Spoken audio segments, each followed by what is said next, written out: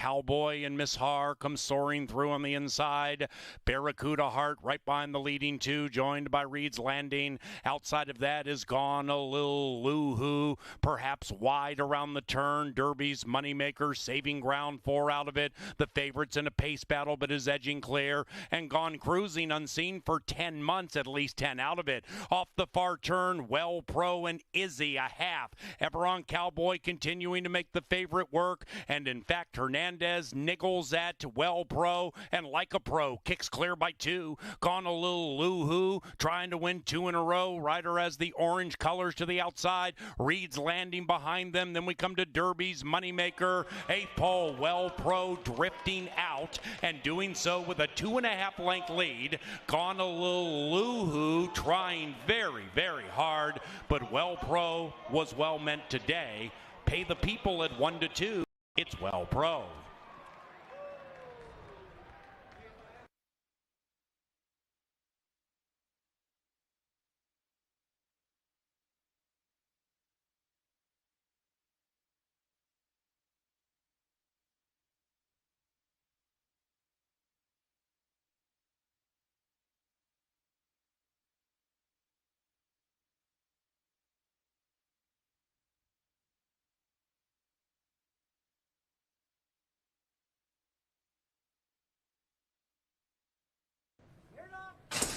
And they're racing. Trade Deadline at 2-1 gets the first call. And Trade Deadline and Young Alexander Pop immediately going to the lead, and the pace already is slow. After that, Devil Vision comes creeping through between runners, about a length out of it. Outside of that is Last Minister, of course, ahead of the Devil. Then it's Kierkegaard, about 2 lengths from the lead. 2.5 behind that, Mischievous Mo looking to win 2 in a row. Mo for 2 in a row. My Dominator is next, put in last by Stone Secret, and Stone Secret's on the move, 7 lengths from the lead. Up the barn side they go in race 4. It is Trade Deadline edging clear by a length and a half.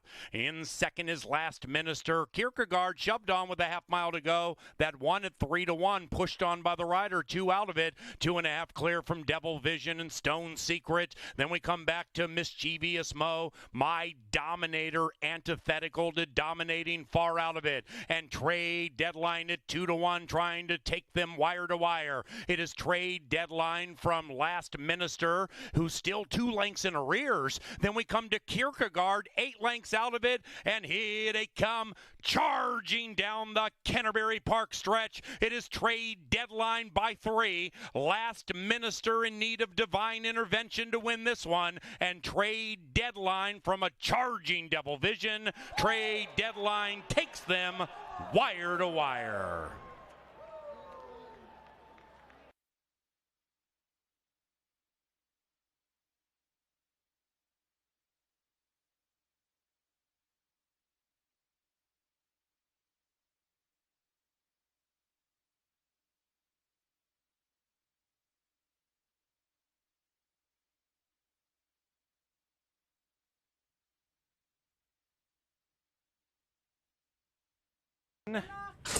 And they're racing. The 2 white horses popped 1-2. Tap Salute and Candy Wampus. Outside of that is Flashy Meister, and between them Formidable Force. And as they corner for the first time, grabbing the lead is Candy Wampus. Now to the inside of Flashy Meister.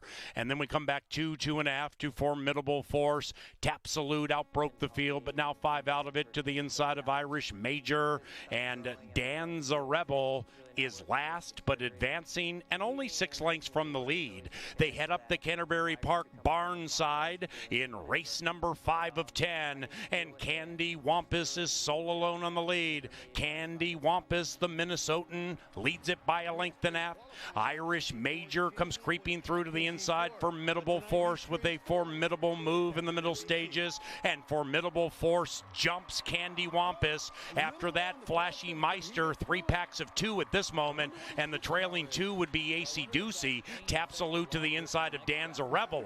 Midway through the turn as they approach the top of the stretch, it is Candy Wampus repelling the challenge of Formidable Force, who leads it by a head. Eckleberry, the 2020 champion jockey, just took a look back for competition and has not asked Formidable Force to run. Now he does, and what a force. He kicks clear by 4. Make it 5. Formidable Force with a keen turn of speed. Candy Wampus is laboring. After that, Irish Major, who's heavy laden, and Formidable Force is gone. 6-4-3 in race 5. Here it is. Just not enough to get up, Johnny. Yeah, you know, maybe he had a little moisture on his shoes. There's a little dew in the air, and just slipped on the first initial attempt, but was able to recover. But it looked like he just slipped a little bit on the trampoline, which took all his upward momentum away.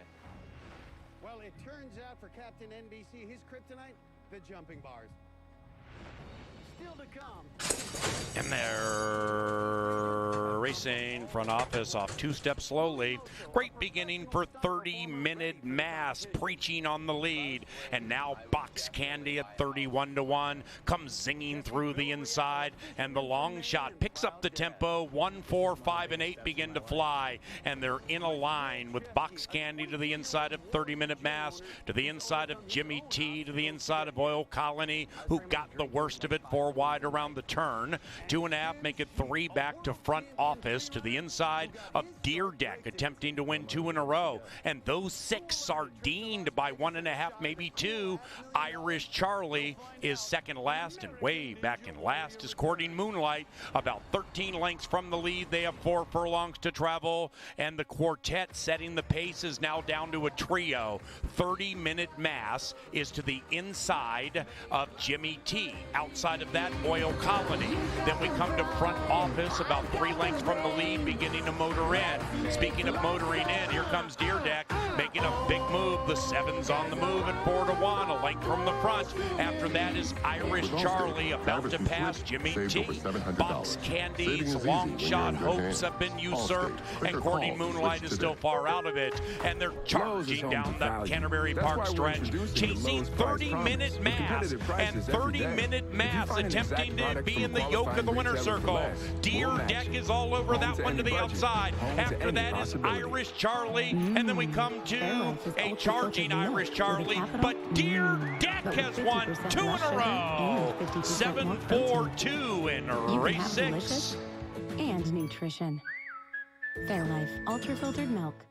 Introducing Aleve X. It's fast, powerful, long-lasting relief with a revolutionary rollerball design. Because with the right pain reliever, life opens up.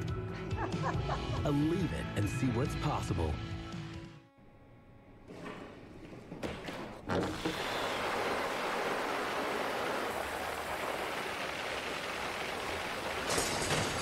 And they're racing and go for a ride, and Lindy Wade outbroke the field, but now overtaken by Big Falcon Rocket, and Big Falcon Rocket and L.A. Valenzuela generously priced at 10-1. They have taken the lead, but here comes Soviet with a rush, and Soviet charges up on the outside of Big Falcon Rocket. Turn the switch, tucked in third to the inside of Where'd the Day Go. That one's 9-5. Turn the switch, even money and favored, and after that, Go for a Ride outbroke the field, now 5 lengths out of it, and is joined by Gainer, who is in his turf debut at about the midway stage of the race. Race 7 on the turf at beautiful Canterbury Park. Big Falcon Rocket has given way on the lead, but now is re-engaging. Turn the switch, making a sharp move. Soviet is in between them. That's Turn the Switch on the 3 wide side. Right behind them is Star of Stars. Then we come to Where'd the Day Go. This one in with a shot 3 lengths from it. Turn the Switch still right there. And here they come. Charging down Oscar's Canterbury turf stretch. Big Falcon Rocket means business. 10-1, and there he goes. Turn the switches next. Then it's Where'd the Day Go? And on the outside is Gainer, but they're not catching Big Falcon Rocket. And Big Falcon Rocket pulls a Big Falcon. Here in Florida, South Beach is usually where the action is, but tonight, all eyes are focused on the American Ninja Warrior course. I'm Matt Eisman alongside Olympic gold medalist Johnny Mosley, and we're here in Miami for what is turning out to be a very challenging Northeast Regional Finals, where 30 athletes are vying for just 15 spots in Las Vegas. And Matt, the jumping bars are proving to be very challenging. Go. Rough beginning for Has to Be Tickled. From the center, Kamikaze comes out firing. So does Relentless Babe on the inside. Relentless Dream is to the outside. It might be a relentlessly bookending exacta, but nobody's beating the Babe. Relentless Babe in time. But fell out on the very next obstacle, the jumping bars. Jamie Ron sits in the top spot for now.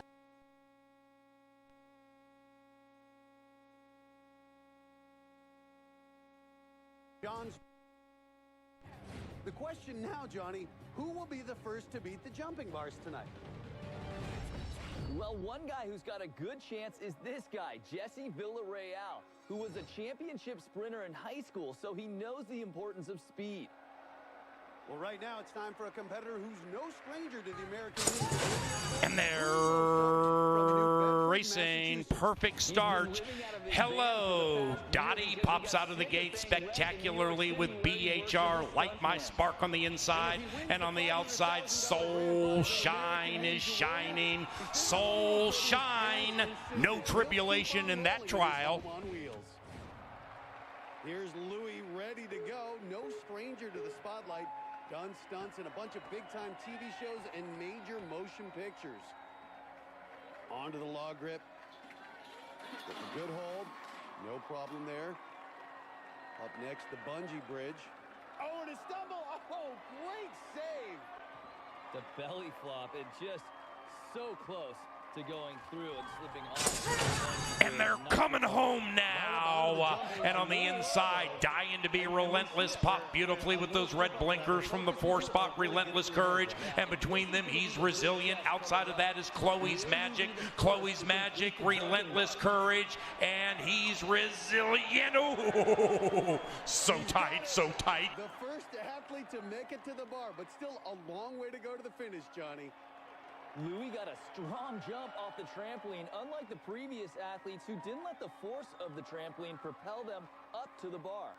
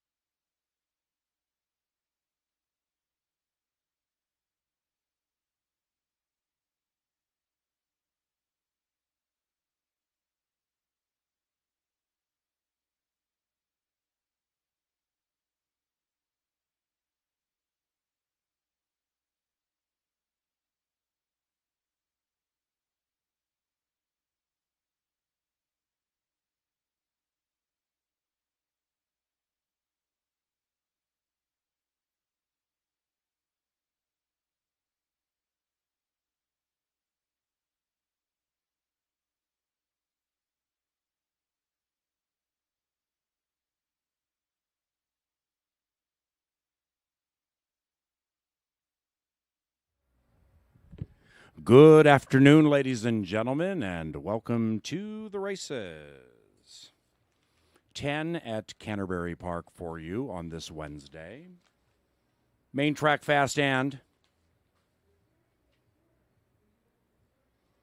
program alterations, and we're light, which is nice.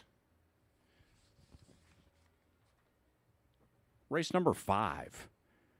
Firm turf course, rail 30. Scratch number 4, Golden Eyed. Race 5, scratch 4, Golden Eyed. Races 6 and 7 came up clean. But in the 8th race, number 1, VF Candy Kisses, is ridden by Brett Berzer. Brett Berzer on number 1. Scratch 3, Deutsch. 3, Deutsch. Out of race 8. In the 9th race, that 7 is ridden by Brett Berzer. Liquors Quicker, picked up by Berzer. 10th race clean. Welcome to Canterbury Park. We will be analyzing races for you coming up very shortly. Pick 3s, 4s, a 5, and a 6. Make some money.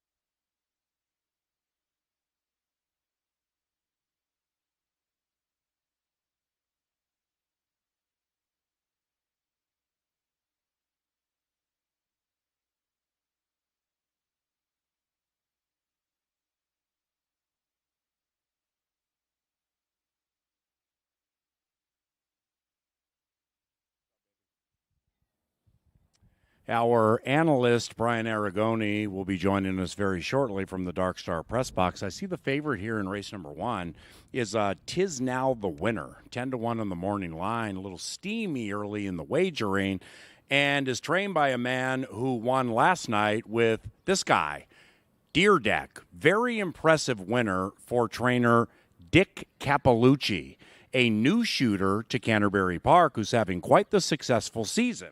Now, Deer Deck won at 4-1, and Capalucci is winning sprints at about a 30% clip, and the average payoff for a Dick Capalucci win is right around $9. So officially, welcome to Canterbury Park. Congratulations those who play. Following Team Capalucci, new shooters with the Italian last name, like Deer Deck last night, Brian. We've seen a fair amount of these Capalucci trainees say arrivederci in the stretch and get right into the winner's circle.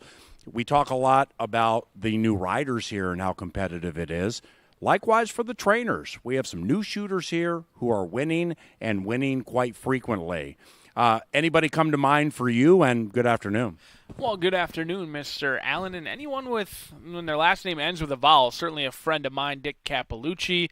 You know, you're good old Italian when your last name may end in a vowel. And Dick Capalucci's had an excellent start here. His PA touched on a $9 average win payout, and he hasn't been overlooked or too heavily wagered in here. He's winning at almost 20%. He's shipped in from New Mexico, and usually we've seen trainers in the past need maybe a year, sometimes two, to try and figure out not only this track but also this condition book. And Capalucci has done an excellent start. Now, someone who hasn't had as much winning success at this point, a guy like Benny Woolley or Chip Woolley in here. Now, this is a guy who sent 19 to the track, only 2 victories at this point, but he's knocking on that door, and when he breaks it down, they are going to come in bundles. Of those 19 starts, 2 victories, 9 second and third place finishes. The horses have run well. They just haven't gotten their picture taken. Now, Dick Capalucci kind of the opposite. It's been a little bit of all or nothing where they're getting their photos taken or they haven't really hit the board. And I think when Chip Woolley, who also trained 2009 Kentucky Derby winning Mind That Bird, when this wins start to turn around, they are going to come in bunches. So 2 newcomers here that you may not be overly familiar with in Dick Capalucci and Chip Woolley. They're off to excellent starts. They're each doing it their own way, and they have maneuvered not only this track, but this condition book as well very nicely here in their first years at Canterbury Park. We are about 15 minutes away from race number 1. Pick 4s begin in races number 1 and 4. The coveted 10% takeout pick 5 does begin in race number 3 today. We've also got that 10% takeout pick 6. That's been a hit. That's a little bit slower of a start versus the pick 5, but the $1 pick 6 starting to gain some momentum. We've seen some excellent payouts. The lone winner yesterday, $31,000 for the 10% takeout pick 6. One person hit it. Had 3 favorites in the sequence, a 4-1, along with a 9-2 morning line who went off at all of 10-1. And one sole winner walked away with well over $30,000. We're 15 minutes away from the opener here at Canterbury Park in Minnesota. The weather continues to be absolutely beautiful. We are fast and on a very firm turf course. We've got some big fields, some potential prices, some potential vulnerable favorites. Our pick 4 begins 14 minutes away. The horses are being saddled at this point. The jockeys about to get their instruction from the trainers and sometimes the owners. And we will kick off the card shortly. Good luck.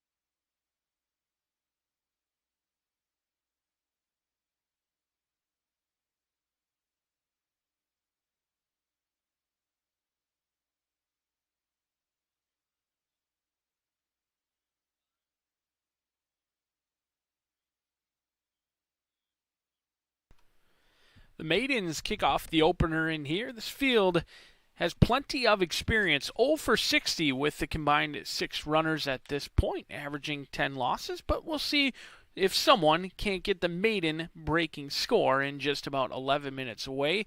The one is Laura and Lucas. The experience runs deep in here with Laura and Lucas. 0 for 19, making start number 20. And this one comes in off of a 6th-place finish, but that was last year. Could continue to improve at the age of 5 by Laurie's Rocket. We'll see if Laura and Lucas can get Rye Eckerberry off to an excellent start. The man's had numerous winners each and every day this week. He'll look to pick up where he left off, 7-1 on Nevada Litvin's Laura and Lucas. The 2 is Tis Now the Winner. Doesn't have as much experience, but oftentimes in races like that, this is a good thing. Only 0 for 3 for Dick Capelucci's Tis Now the Winner. The New Mexico bred is another one who comes in off of a brief layoff. They tried sprinting down at Turf Paradise. They also tried sprinting at Zia. Then they went a little bit long at Turf Paradise, going a mile. Gets class relief in this spot. Does exit a live race where numerous horses came back to win out of that race. And this one was stuck awfully wide. Does have 3 nice workouts over the track. And bet down anytime horses 10-1 morning line, currently 2-1. You might want to make note. And I have certainly done that with Tis Now the Winner. The 3 is Filthy 5, another one who is only 0 for 2, so could continue to improve at the age of 4. They also put the blinkers on. The blinkers go on for Heath Lawrence's Filthy 5. Leslie Mowing gets the call. Second start off the layoff. Showed brief pace before backing out of it rather rapidly, but Filthy 5 was kind of stuck in an uncomfortable spot in between horses for a lightly raced horse. They look to stay out in the clear today with Filthy 5, 6-1 on the board. The 4 is Unbridled Shoes. Chad Lindsay lands here. He actually rode the 3 last time. He'll ride the 4 in here. 0 for 15. Hasn't hit the board. Turf dirt in play and cutting back. Should be plenty fit. We'll see if they can keep up early. The 5 is 5-2. At this point, it's Dirty Deeds. Alonzo Quinones, our leading rider, and he's been our leading rider every step of the way. Taking a drop in class from maiden special weight down to maiden claiming, but the purse is very similar, so not as much of a class drop as it may look. 5-2 on the board for our leading rider, who does have a good workout over the track on June 3rd. But I'm going to try Price to Pay on the outside. I'm not completely confident this horse can duplicate the performance of last time, but really ran a great race. 0 for 13. Inconsistent as they come, but the best races for Price to Pay would win this by many lengths. We'll see if Alex Kinchari can get the 5-year-old by Gio Ponte to fire back-to-back consistent efforts. Was off slow, had a disastrous trip last time, but simply ran great against Josie Boy, who we'll see later on in the turf course. We'll see if Price to Pay can get us started off in the right way with Alex Kinchari at 5-2. We're 8 minutes away from the opener, and with that, the pick 4 coming up next.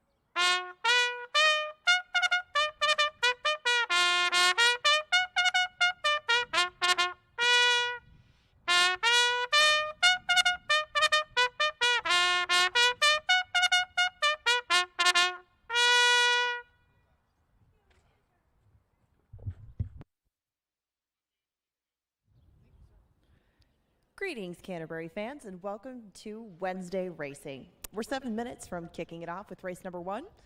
We've got no scratches, no changes in the first. We're now 6 minutes away from it, and if you would like to wager, you can do win, play, show, exactas, trifectas, superfectas, doubles, pick 3s, and that 50-cent early pick 4. We have a couple of pick fours today, one beginning here in the first. The second one will begin in the fourth. And as Brian mentioned, he will take you through the first one with a ticket, and I will go through the late one with you. We also have a couple of 10% takeout wagers this year, and if you haven't checked them out before, no better time than now. The pick 6 begins in race number 2. That's $1 minimum, and the 50-cent pick 4 begins in race number 3. Big payouts last night in both, as we did have a couple-day carryover in that dollar pick 6. We've got 10 races tonight.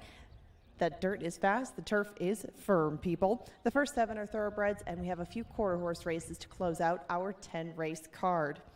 Every Wednesday, we have a rotating selection of $5 craft beers, and June's beer is Summit Cabin Crusher. If you like something a little bit light with a citrusy note to it, Summit Cabin Crusher is the thing for you.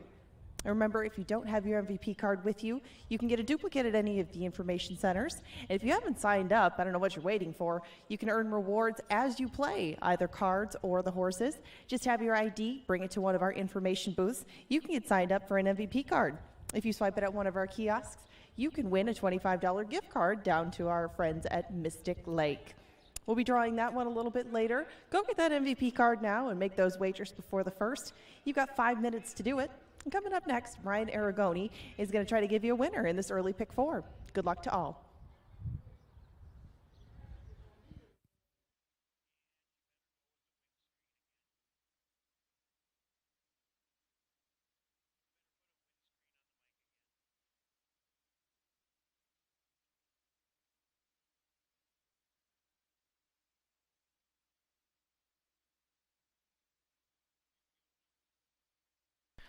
Five minutes away from the opener. We're going to start with a single, but I'd be lying if I wasn't a little bit concerned at the early money that came in on Tis Now, the winner, who is drifting up closer to that 10-1 morning line. But I always pay attention to that early money, as the early money oftentimes the smart money. We did touch on Dick Capelucci in the opener, so why wouldn't he knock us out of the pick 4? Winning at 22%, gets Juarez in the saddle, which has been a good thing here at Canterbury Park. They're winning at 40%. Does have 3 good workouts, so make note of Tis Now the winner. If I wanted to double my ticket, I would certainly add the 2 as one of the first ones in here, but we will not. We're going to single price to pay. 0 for 13, lucky number start. Number 13 was almost the lucky one last time. Went off at 24-1. And ran a winning race. I mean, this horse broke from the 10th post that day, broke in the air, was 5 wide throughout the entire turn, and really stayed on with it. I think what I was maybe most impressed by is Price to Pie never gave up at any point and still finished 3 lengths clear of Izzy in a Tizzy, who was rallying late. 8-5, hopefully Alex Conchari can get us home a winner in here with the Ryan Kenny trainee Price to Pay. In race number 2, we'll go 5.5 furlong. State bred fillies all looking for their second career victory. No strong opinions in this race. I do know one thing. There is a lot of speed in here between Hattie Up, Princesa del Sol, Drop of Chocolate. Looks like they want to be on the lead, and Ort's Dream can certainly be quick out of the gate as well. A challenging race. I do think Hattie Up on the class drop is probably the best race, but not a great setup for this one, who did tire late against Tougher. Going to be pressured on the front end. Maybe a horse like All Native can roll by him late, but we're going to go 1, 2, 4, and 5 in here. Make sure we've got all the pace runners and hopefully All Native, who will be sitting in a great trip in race number 2. Race number 3, 5.5 furlongs in here. Just going to use 3, 5, and 6. I do think Lemon Drop Kit Kat can run an improved race. This horse finished very nicely last time out. Same class level, a little bit shorter distance, but I don't think this horse needs to be as far back as they were last time, along with A Lot of Soul, who should have a massive lead turning for home.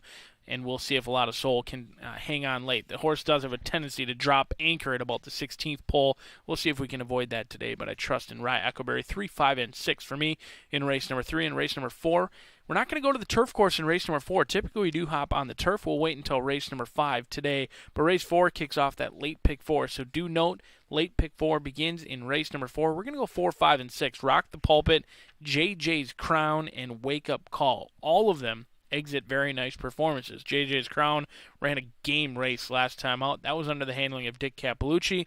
Now goes over to the plenty capable Robertino Diodoro barn. Rock the Pulpit. Lost to Wake Up Call last time, but really could continue to improve here at Canterbury Park. You get our leading rider, and I do think JJ's Crown and Wake Up Call are going to be heavily bet and Rock the Pulpit may be the beneficiary of reversing those results. It's only an $18 play. If I wanted to spend $36, I would certainly consider adding Tis Now the Winner in this spot, but we'll roll with Price to Pay and Ryan Kenny trying to sing us home a winner in race number 1.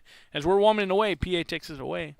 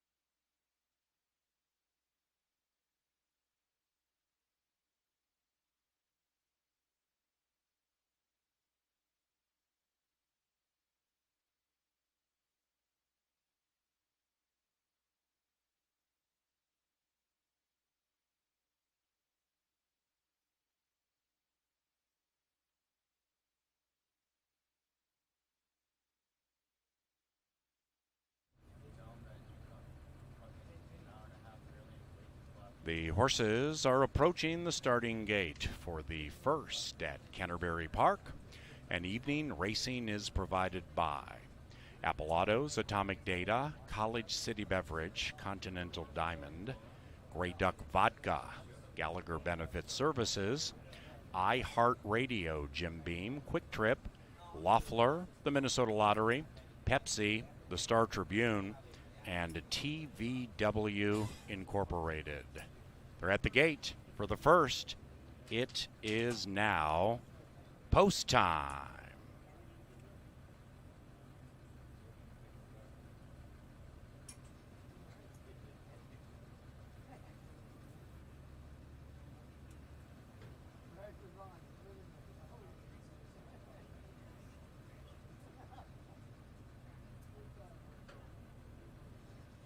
And they're moving in line now for the first at Canterbury Park. Welcome. We are in the Canterbury KFAN Vox Box calling races for you. Brian Aragoni, our handicapper, will be in the paddock analyzing races.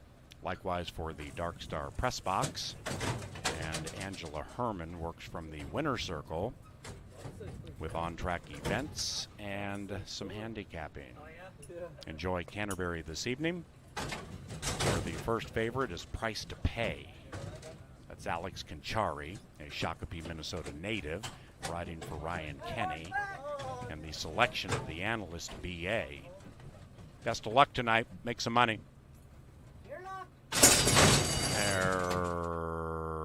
Racing.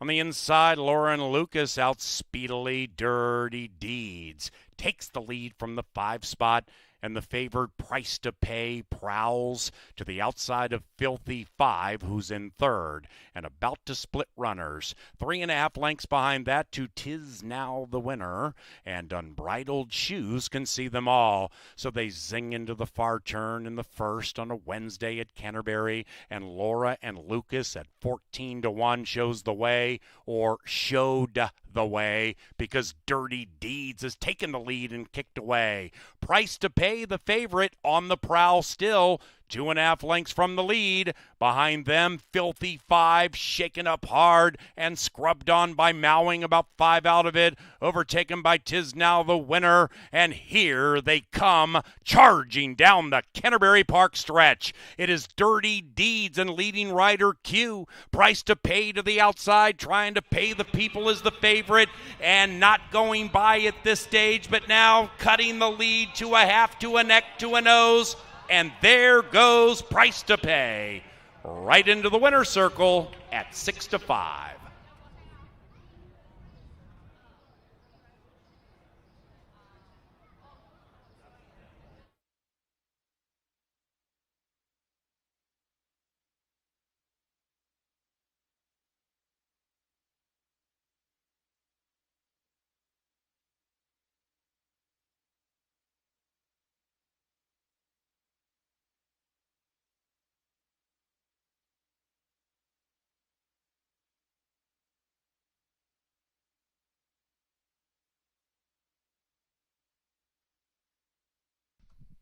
Number 6, Price to Pay, ran first.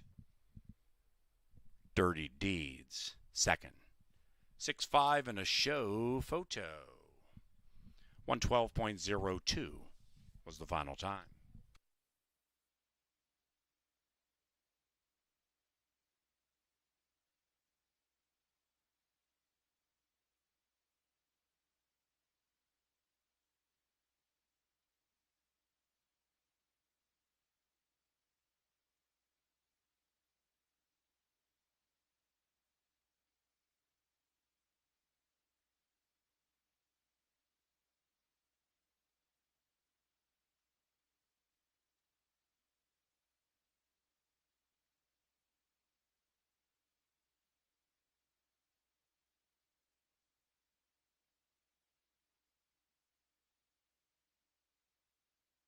Six, 5, 4, 3.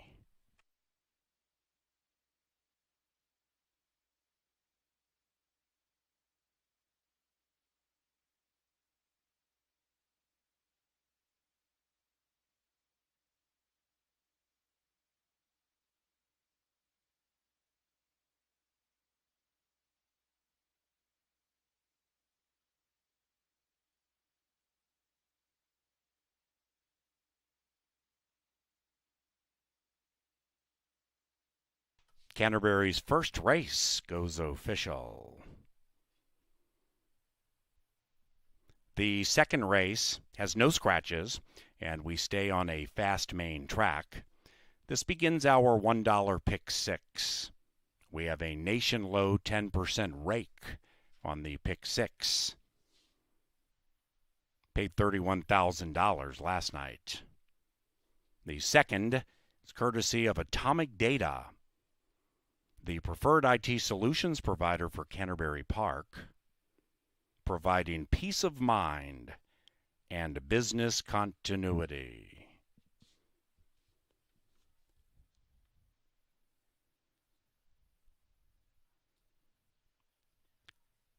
The first victorious tonight and winning the Heaven Beside You purse is Price to Pay and Alex Conchari. Price to Pay is owned in partnership by Ryan Kenny, Paul Tackett, Jerome Russell, and Howard Rubin. The winning trainer, Ryan Kenny. It's Price to Pay.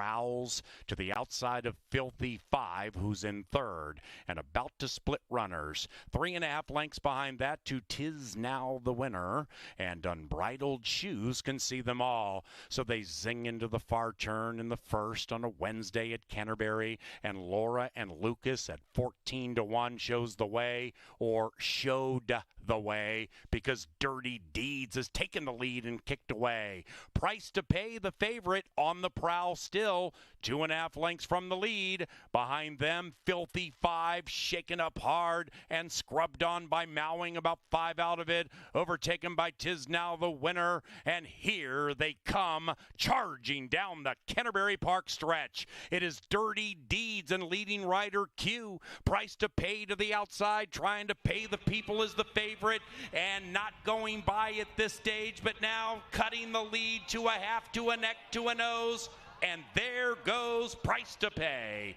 right into the winner's circle at 6-5.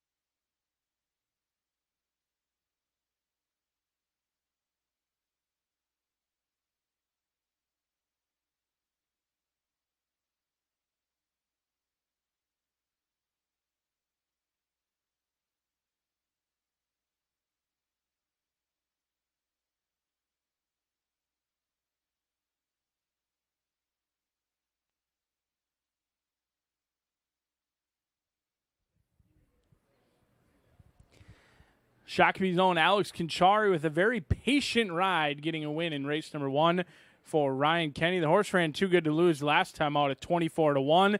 But in gambling and betting, especially on horses, it's all about timing it. 24-1 last time, have to settle for 6-5 this time. But Ryan Kenny will take himself a winner. A maiden, no more for Ryan Kenny, and Alex Conchari will go out for race number 2.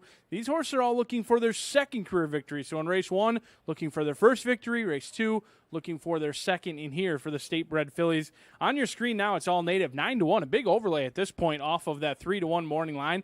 And I do think all native should get a great setup in here. This race, through and through, has fillies that want to be on the lead. And speaking of on the lead, Hattie Up looks to be the speed of the speed for the homebred for John Mentz.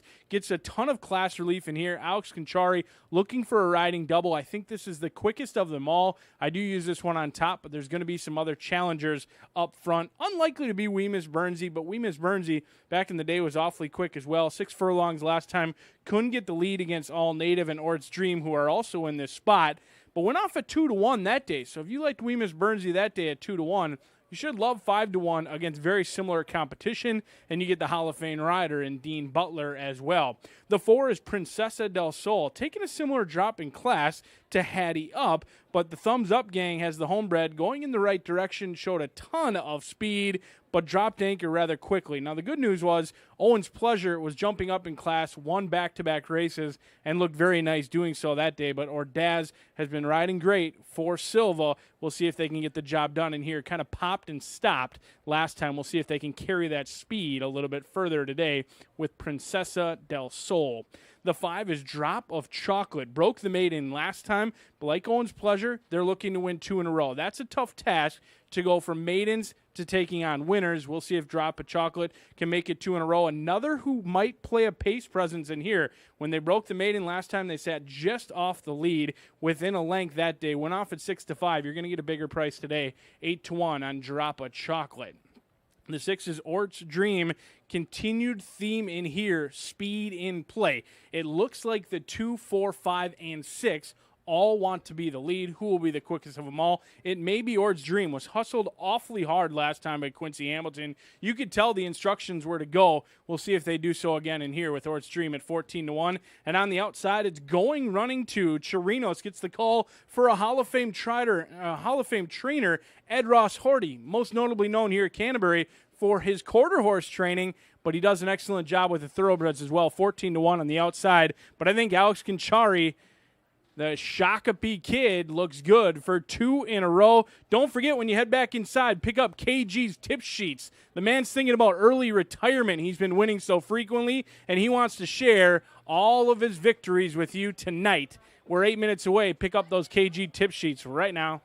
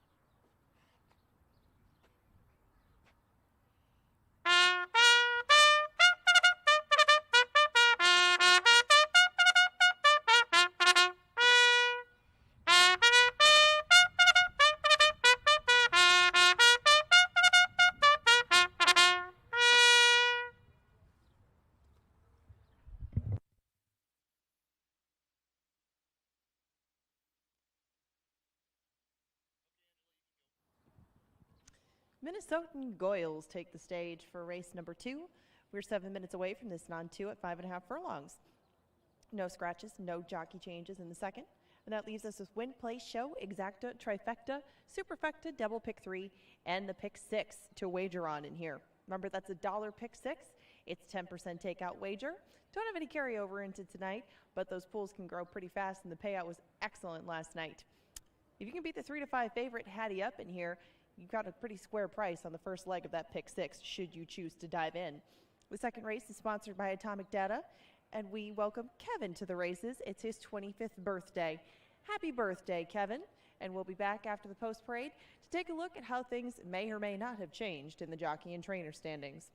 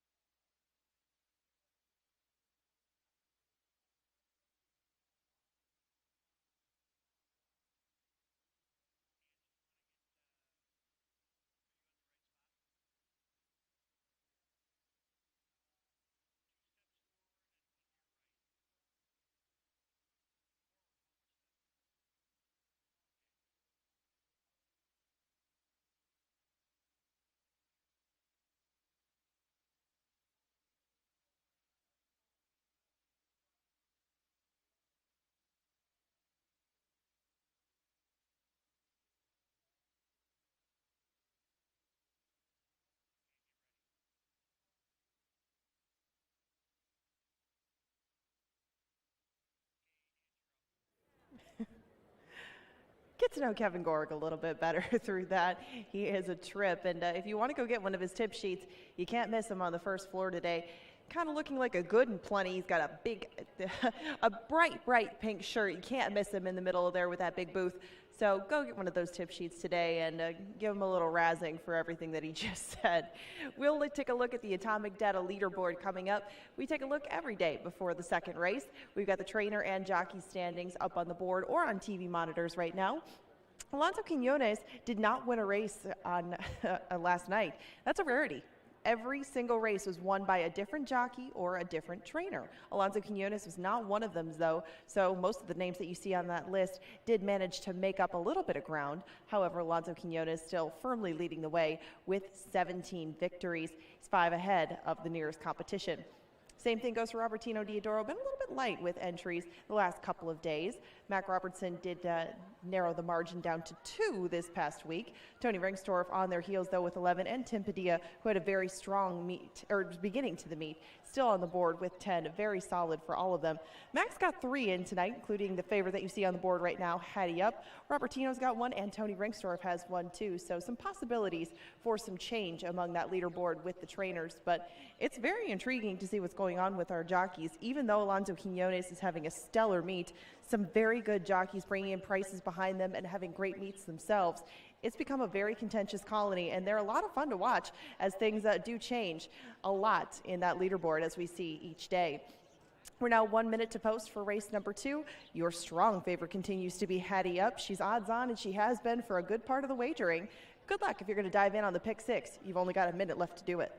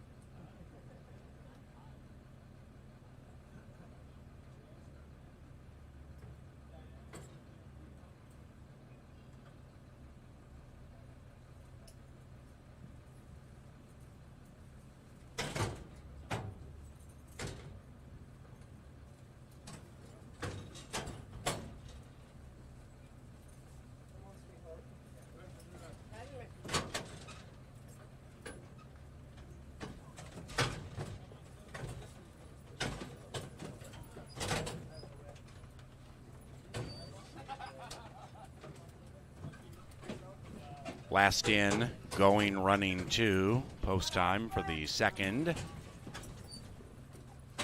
Here they are. And they're racing. Drop O Chocolate from the center attempts to win 2 in a row and shows speed, but not as much speed as Hattie Up, the rider looking to sweep the double. It's Hattie Up leading it by a half. Princesa del Sol is next, then it's Drop O Chocolate and Arroyo now taking second. Then we come back to All Native, 5-6 from the front, with We Miss Burnsy also 5 out of it. And to the inside of Ort's Dream, and the one moving in from last is Going Running 2. They are midway through the turn with 5/16 of a mile to travel, and Hattie Up is still held together very confidently by Canterbury. Opens up by 1.5. On the outside, Drop O Chocolate watching Hattie Up out there on the lead, doing her thing. 8th pole, Hattie Up takes the margin, makes it 2.5. Going, running 2. Charging to the outside for 3rd with Drop O Chocolate still 2nd, but Hattie Up has taken them gate to wire. Alexander swept the double.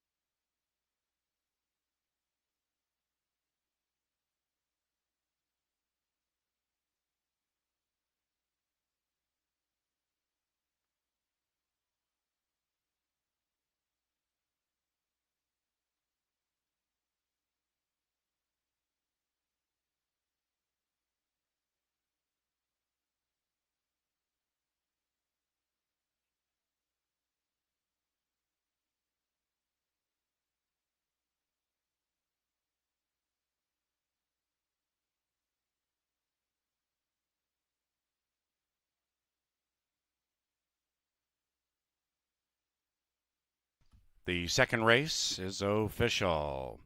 Superfecta paid 102 for a dime with a 2 to 5 shot winning. 2754. Superfecta 102 for 10 cents. To the Mystic Lake winner circle, Hattie Up. Back-to-back wins for Alex Canterbury. The winning owner is John Mentz, and he also bred the filly in Minnesota. Hattie Up is a 4-year-old bay filly by Majestic Perfection out of 5-Star Swank. Winning trainer, Mac Robertson. 2 to 5 on top. Exacta pays 36 to 1. The trifecta paid more than 300 to 1 with a 2 to 5 shot on top. Chalk all odds. Canterbury sweeps the double, paid even money. The third race is 20 minutes from now, and it begins our 50-cent pick 5. No scratches. And the third at Canterbury Park is courtesy of Bud Light Seltzer.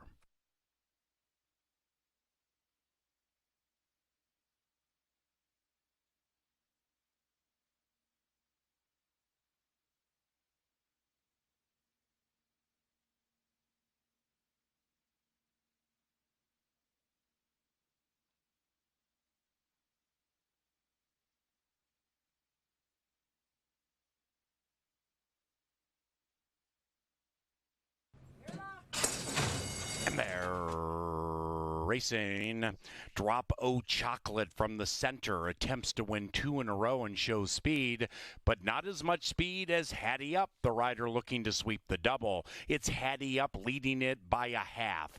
Princesa del Sol is next. Then it's Drop O Chocolate and Arroyo now taking second. Then we come back to All Native, 5-6 from the front, with We Miss Burnsy also 5 out of it. And to the inside of Ort's Dream, and the one moving in from last is going running too. They are midway through the turn with 5/16 of a mile to travel. And Hattie Up is still held together very confidently by Kenchari. Opens up by 1.5. On the outside, Drop O Chocolate watching Hattie Up out there on the lead, doing her thing. 8th pole, Hattie Up takes the margin, makes it 2.5. Going running 2, charging to the outside for 3rd with Drop O Chocolate still 2nd, but Hattie Up has taken them gate to wire. Alexander swept the double.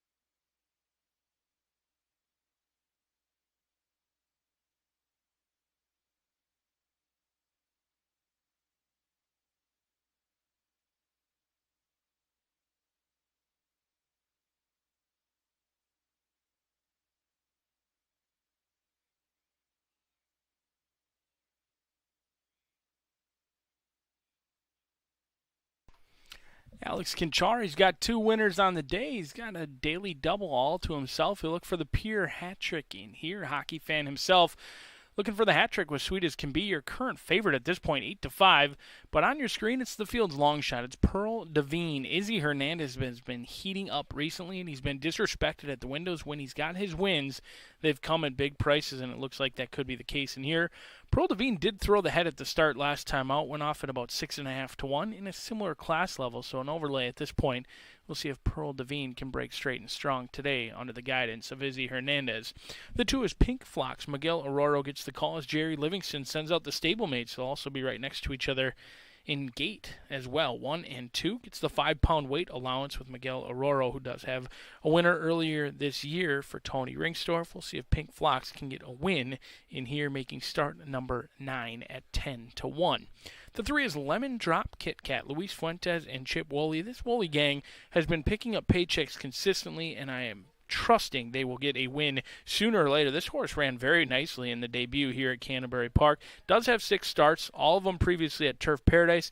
Got a race over the track last time and finished incredibly well despite being awfully wide. If they go fast early, Lemon Drop Kit Kat could go rolling by late.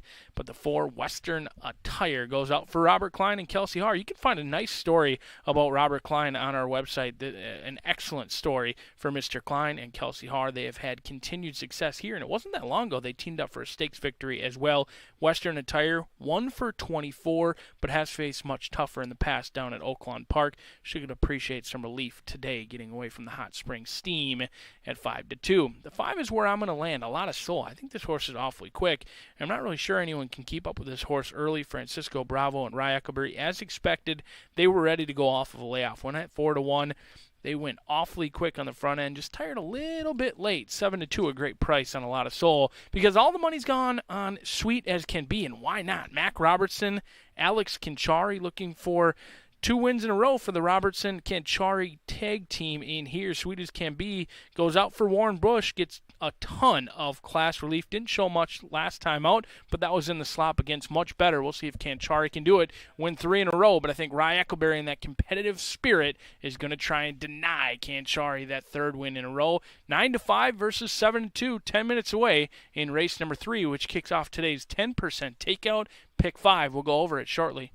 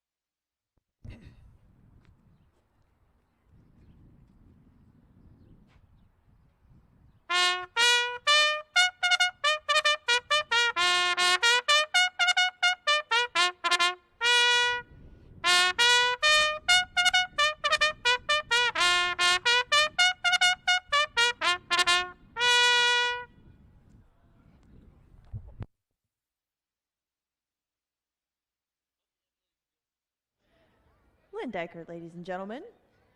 He'll welcome the field onto the track for race number 3. We're now 8 minutes from it. Field of 6 has no changes, no scratches, no nothing. So the betting options are win, place, show, exactas, trifectas, superfectas, doubles, pick 3s, and that 50-cent pick 5. That's a 10% takeout wager, just like the pick 6. If you're alive in that, and you probably are, you can start a new sequence here with the pool, probably even much bigger than the pick 6. Usually gets up there pretty high, and it'll grow for the next 8 minutes. Brian Aragoni has put together a ticket for the pick 5, as he does each day, and as contentious a topic as singles can be, he's usually looking for one in that pick 5 sequence. And after the post parade, Jeff Madej will help him in his quest in search of a single.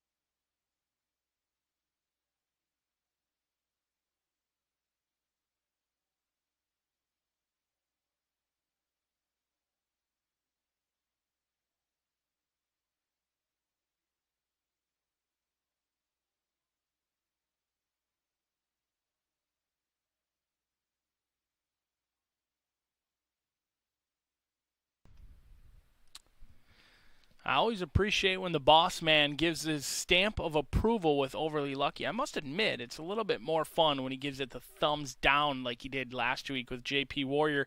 But I do think there's plenty of other spots in this pick 5 sequence to single. So there's a lot of other heavily bet favorites that will likely be bet down heavily in this spot. And I think Overly Lucky deserves a look in here. Many people are going to certainly use market analysis along with Eddie Forever. Whereas Jordan, there's plenty of different directions you can go in that spot. But I'm going to try and single Overly Lucky, potentially beat some favorites in the sequence. But it does look like a pick 5. Now, if you're a value player trying to play on a budget, this is a pick 5 sequence that you can absolutely tackle. It's the Maker's Mark, 10% takeout pick 5. In race number 3, I do like a lot of Soul, but many of these are in class drops. There's a lot of question marks in here. I do think Lemon Drop Kit Kat can certainly provide value at 5-1. Kelsey Haar and Robert Klein with Western Attire at 4-1. And Pearl Devine had a sneaky amount of trouble last time out. So we're going to go 1, 3, 4, 5, and 6 to kick us off. And then in race number 4, we're going to be 6 furlongs again in here. I think Wyoming Conquest was all out to win last time out, so I'm going to take a stand against the 2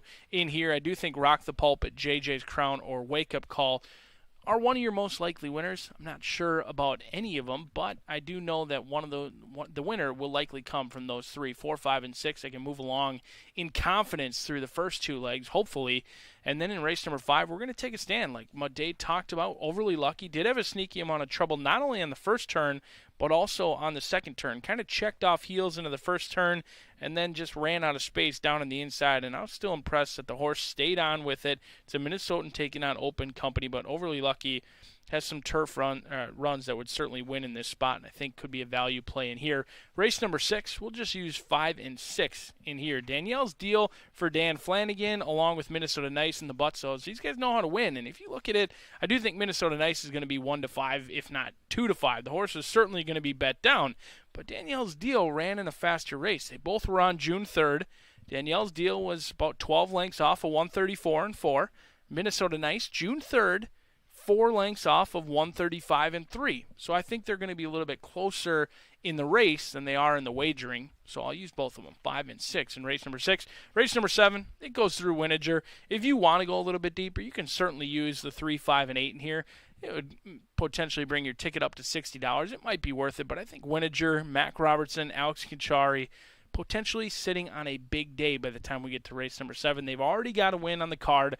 They look for another one in here as they're currently co-favored of Sweet as Can Be, Alex and Mac. I think these guys are sitting on a big day, and I think Winager could round out what looks to be a little bit of a chalky sequence in here, but we'll see if we can't catch a price. It's only a $15 investment. If you want, play it for $2 maybe. We're just 2 minutes away from that pick 5. It's the Maker's Mark, and it's race number 3 coming up next.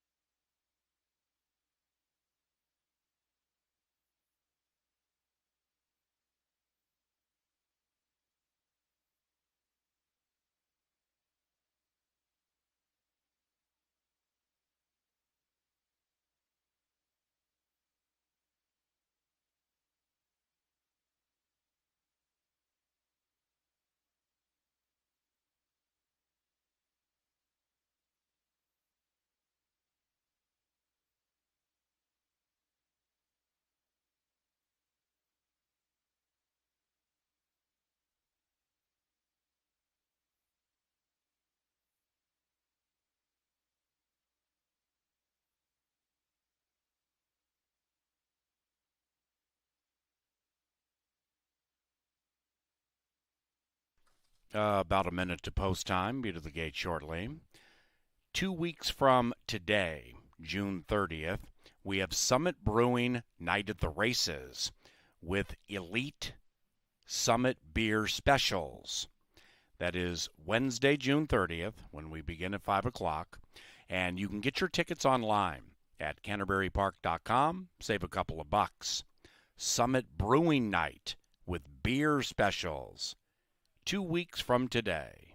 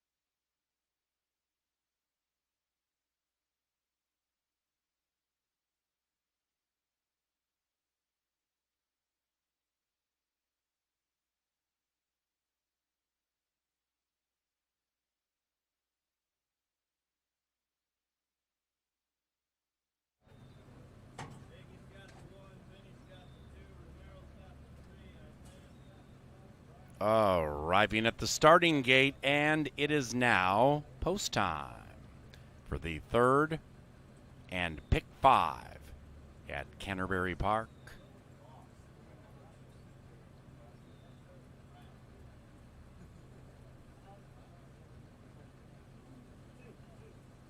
Sweet as Can Be on TV monitors now. That mare is favored at 6-5, followed closely by A Lot of Soul, 8-5. There also is Lemon Drop Kit Kat, who moves in.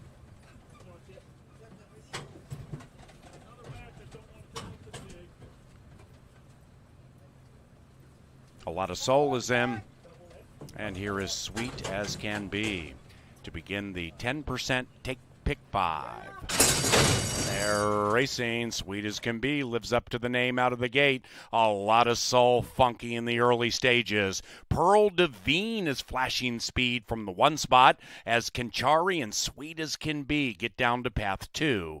After that, Western Attire about 6 lengths from the lead, and to the outside of the maiden, Pink Phlox, joined by Lemon Drop Kit Kat, and the 6-pack is covered by 6, and they have 3 to go. Sweet as Can Be, A Lot of Soul. Sweet as Can Be by 1, A Lot of Soul second. Inside, Pearl Divine, 2 lengths from the front. Then it's Lemon Drop Kit Kat charging from the back of the pack. 5 lengths from the lead. Western Attire next. And Pink Phlox, that maiden, has tailed off. And Sweet as Can Be leads it by 1.5. Make it 2. A Lot of Soul between them outside Lemon Drop Kit Kat. Western Attire, Pearl Divine, Sweet as Can Be. Sweet as Can Be for this rider, Alex Canchari. 3 races, 3 wins for Alex.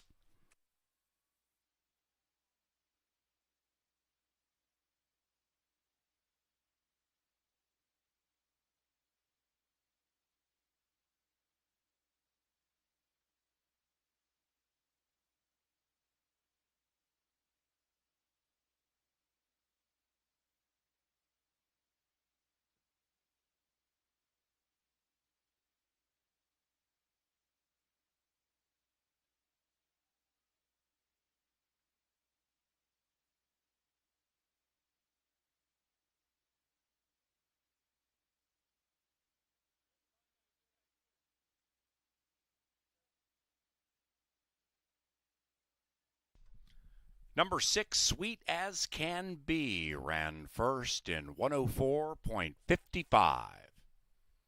Western Attire second at 6-4 and a show photo.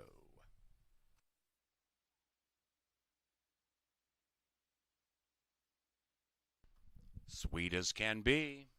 First home, first back.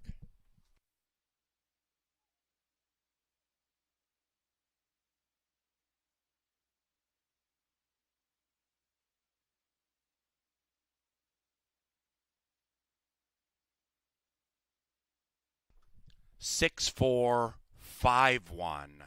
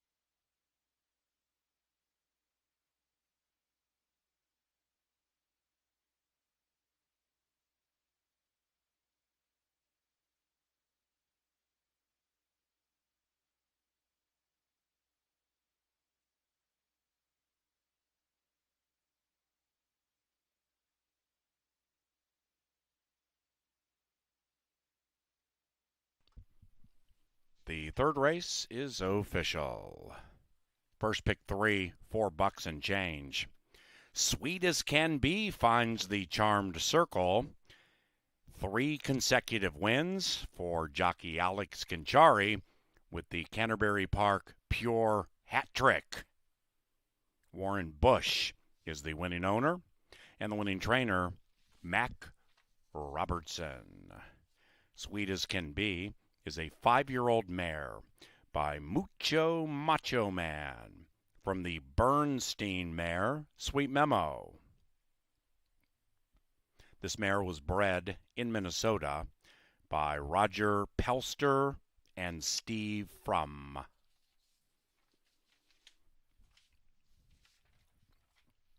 Fourth race, pick 4 wagering, 50 cents, no scratches. The fourth race at Canterbury is courtesy of Jim Beam. Post time just 20 minutes from now.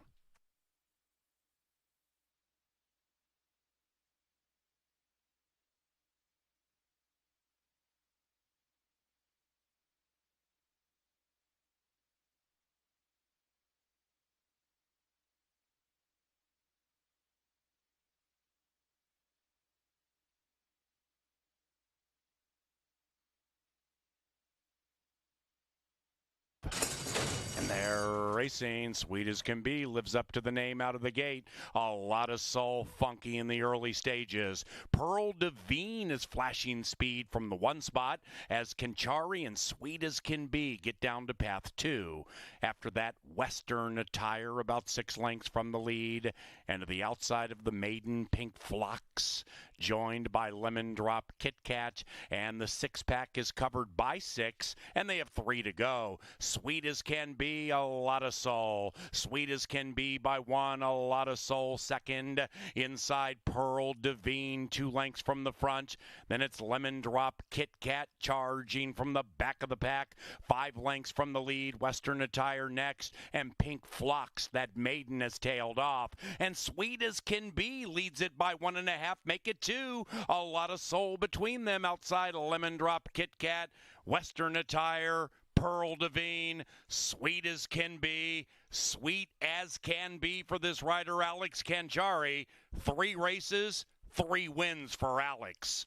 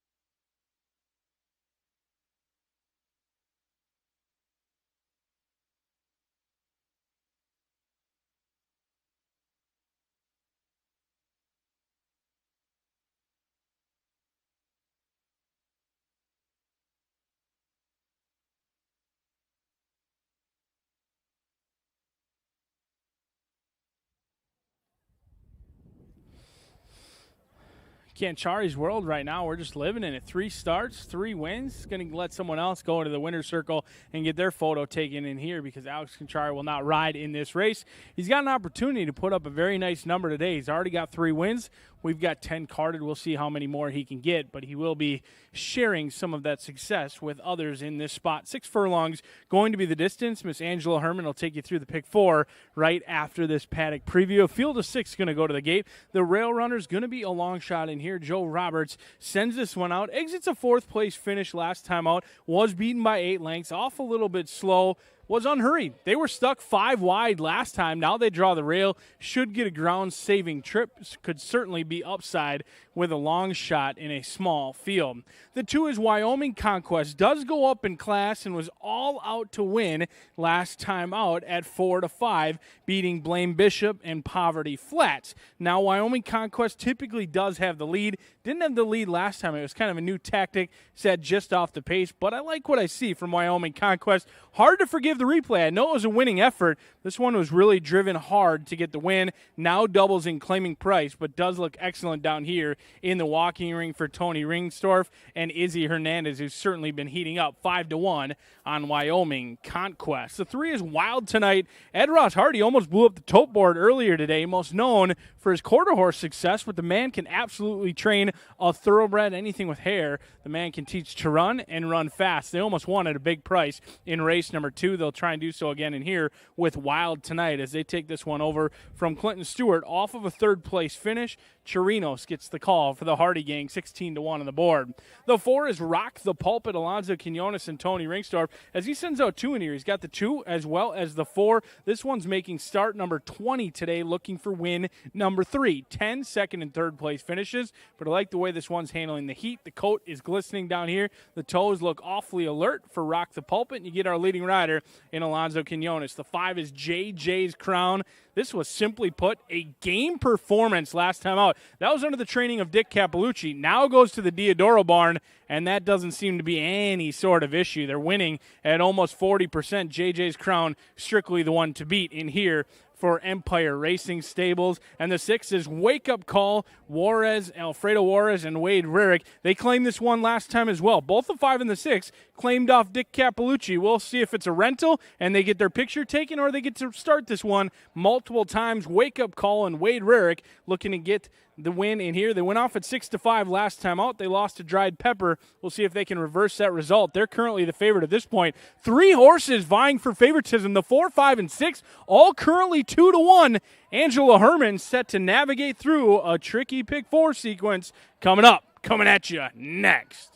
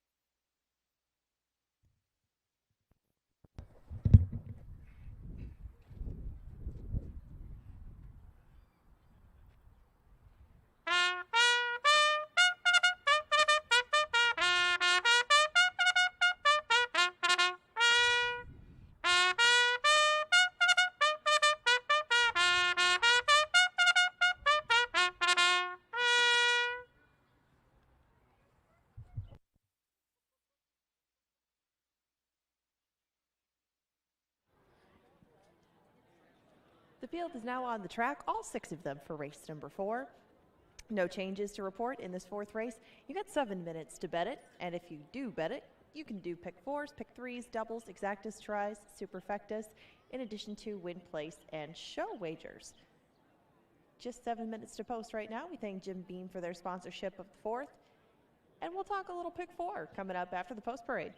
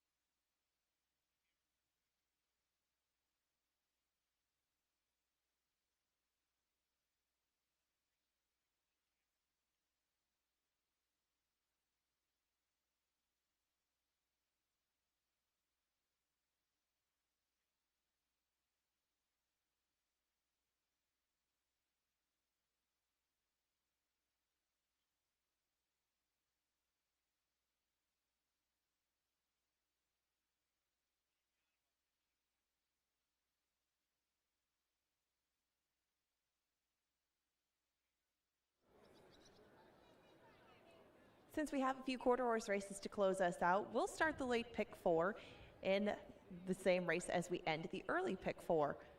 Brian took you through that one, and he is alive coming up to the last race. And I went a bit skinnier in this one, but I started it kind of the same fashion that he started his. I'm going to single the 6 in here, and that's Wake Up Call. Wake Up Call is a very speedy invader making his second start over the track at Canterbury. He came up from Turf Paradise and ran a bang-up race at this level for different connections, and Wade Rarick saw fit to plunk $10,000 for him, puts him right back in this spot. Good to see no drop, no break, nothing in the action, just needs to duplicate that race or run something in the neighborhood, I thought, on the front end to come up victorious. It's not creative. You see 8-5 is the price on the board, but kind of expected that with Wake Up Call. He went off in the same neighborhood in that last start, and Wake Up Call looks pretty solid to try to go wire to wire against a group that likes to sit maybe a little bit just off the pace. We'll see what Wyoming Conquest does. He's one of 2 from Tony Ringstorff's barn, and he does have quite a bit of speed to him. A lot will depend on what they decide to do with him. In the next race, I take the same stance on 7 horse as Brian Aragoni. That's going to be his hammer time, Overly Lucky. I thought that he could take advantage of a group that doesn't have a ton of turf experience or winning experience over the grass, and Overly Lucky has run exceptional races each time that he's hit the turf course here at Canterbury. They haven't always been winning ones, but they've been at this relative level, and they've been good off-the-pace efforts from the outside. I mean, Luis Valenzuela will get outside positioning this time instead of being bottled up on the inside. And I thought that if Market Analysis, your likely favorite, doesn't like the turf, he could back right out of it, and Overly Lucky could fall into a very good trip. Don't know if Market Analysis is going to like it, but if he does, he will be very tough considering the way that this turf course has been playing. Now moving on to race number 6, we go back to the main track. Minnesota-bred girls going a mile. A lot of these tend to go sort of with a, I don't know, not a favorite leaning stance, but you don't see a whole bunch of upsets at this level just because horses have kind of sorted themselves out as far as the pecking order in state-bred maidens. Left of Center and Minnesota Nice are the 2 that I'm going to use in there. Minnesota Nice showed a lot more speed on the turf than she ever had on the main track, but it was also her first 2-turn start. It'll be interesting to see how she carries things over to the main track, as Minnesota Nice hadn't shown anything close to that when she was running on the dirt, whereas Left of Center had put in a good race last August in her second career start, sitting close to the pace. I tried to cut it down a little bit. I mean, it's a $10 ticket, but it might only be worth $5 if some of these favorites come through. I used 2 and 6 though, as I thought they might be a little bit closer when all is said and done on the board than they were on the morning line. Now in race 7, this is where I take the stance against the favorite. I know that Winiger is going to be ridden by Alex Conchari and is trained by Mac Robertson. Picked quite a night to try to go against those 2, as they're already 2 for 2 on the card.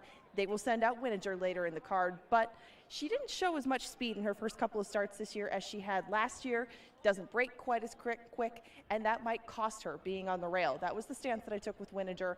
If she does beat them, she might be the best horse in the race. It wouldn't surprise me at all, but I did kind of load up with horses going against her, including the outside horse, who I'm going to end up with on top, and that's Set and Finish.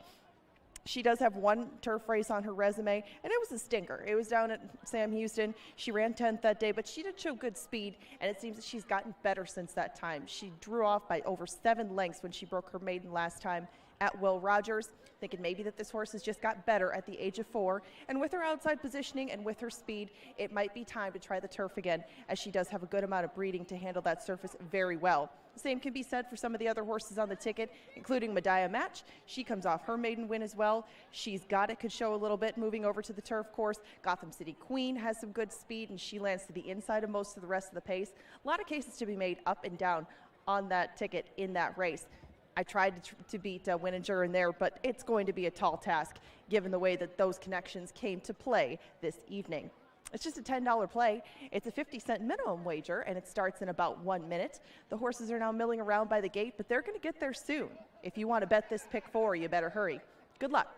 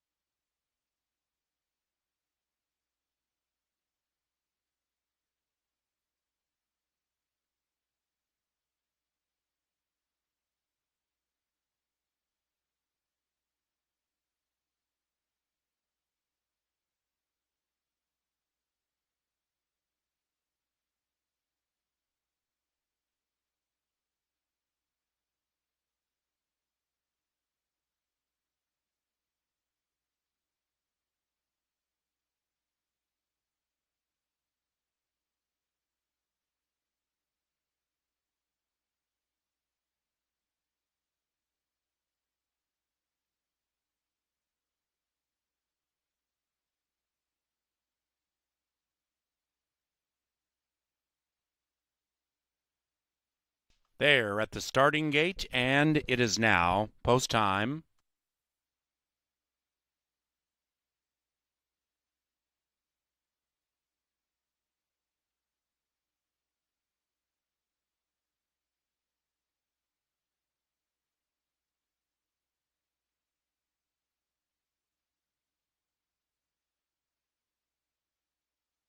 Into the gate they go for the 4th at Canterbury Park. as we celebrate Kevin's 25th birthday. Happy birthday, Kevin, and welcome to the races. JJ's Crown, 6-5 in favor. Wake Up Call, 8-5. And the second choice,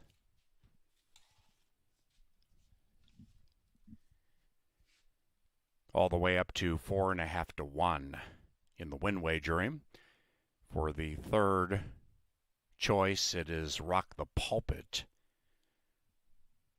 Next to Wild Tonight and Wake Up Call. And Alfredo Juarez Jr. last in line. Wake Up Call, even money and favored.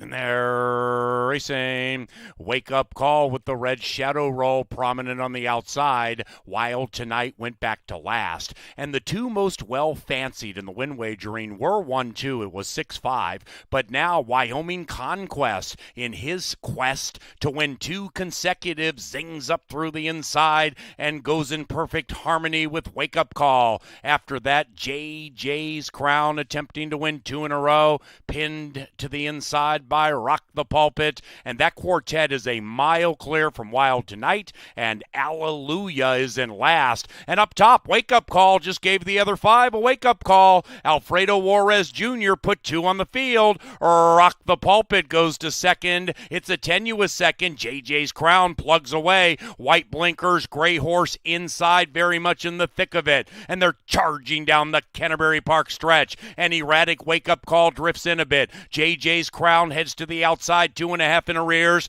Then it's Rock the Pulpit chasing Wake Up Call, who's answering calls in the winner's circle, and the favorite prevails, 6-5-4.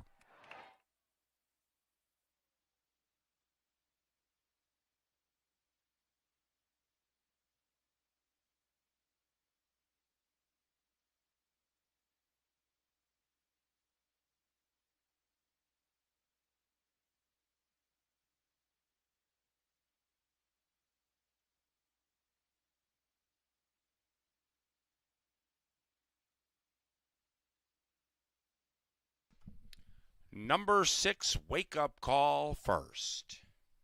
6-5-4-1 in race 4. A flashy 109.38 was the final time.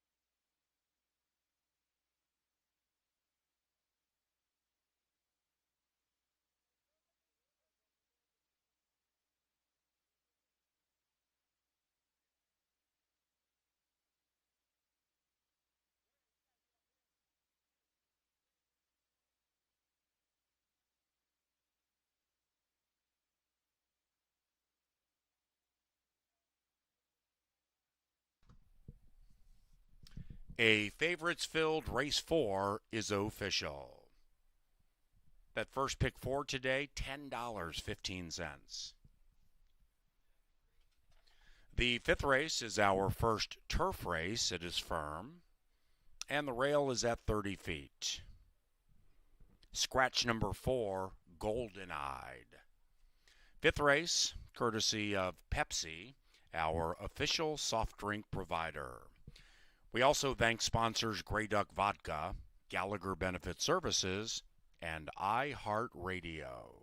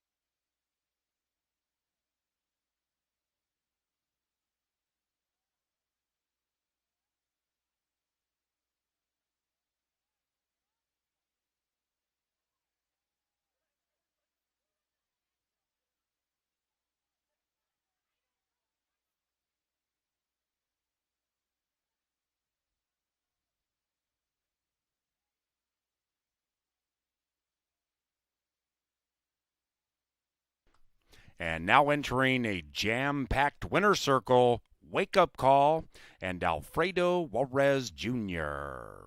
The winning owners, Miss Tamara Metzen and Gerald Petra. The winning trainer, Wade Rarick. Wake Up Call. Ladies and gentlemen, Sunday, Father's Day, we of course race at Canterbury Park. We have a food truck festival this Sunday, and it all begins at 1 o'clock. That includes Pepsi Family Day. So join us for live racing and local food trucks joining us at Canterbury Park. Get those tickets online at canterburypark.com. Save a couple of bucks. Father's Day at the races.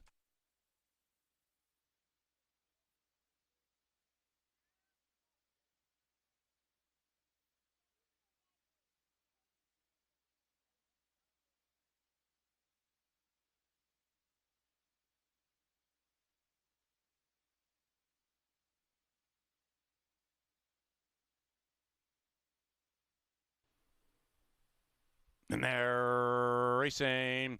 Wake Up Call with the red shadow roll prominent on the outside. Wild Tonight went back to last. And the two most well-fancied in the win wagering were 1-2. It was 6-5. But now Wyoming Conquest in his quest to win two consecutive zings up through the inside and goes in perfect harmony with Wake Up Call. After that, JJ's Crown attempting to win two in a row, pinned to the inside by Rock the Pulpit, and that quartet is a mile clear from Wild Tonight, and Alleluia is in last. And up top, Wake Up Call just gave the other five a wake-up call. Alfredo Juarez Jr. put two on the field. Rock the Pulpit goes to second. It's a tenuous second. JJ's Crown plugs away. White blinkers, Gray Horse inside, very much in the thick of it, and they're charging down the Canterbury Park stretch, and Erratic Wake Up Call drifts in a bit. JJ's Crown heads to the outside, 2.5 in arrears. Then it's Rock the Pulpit chasing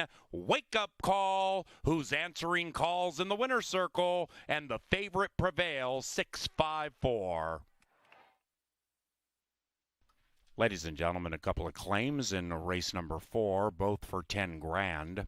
The winner, Wake Up Call, was claimed by trainer Oscar Flores for owner Danny Caldwell.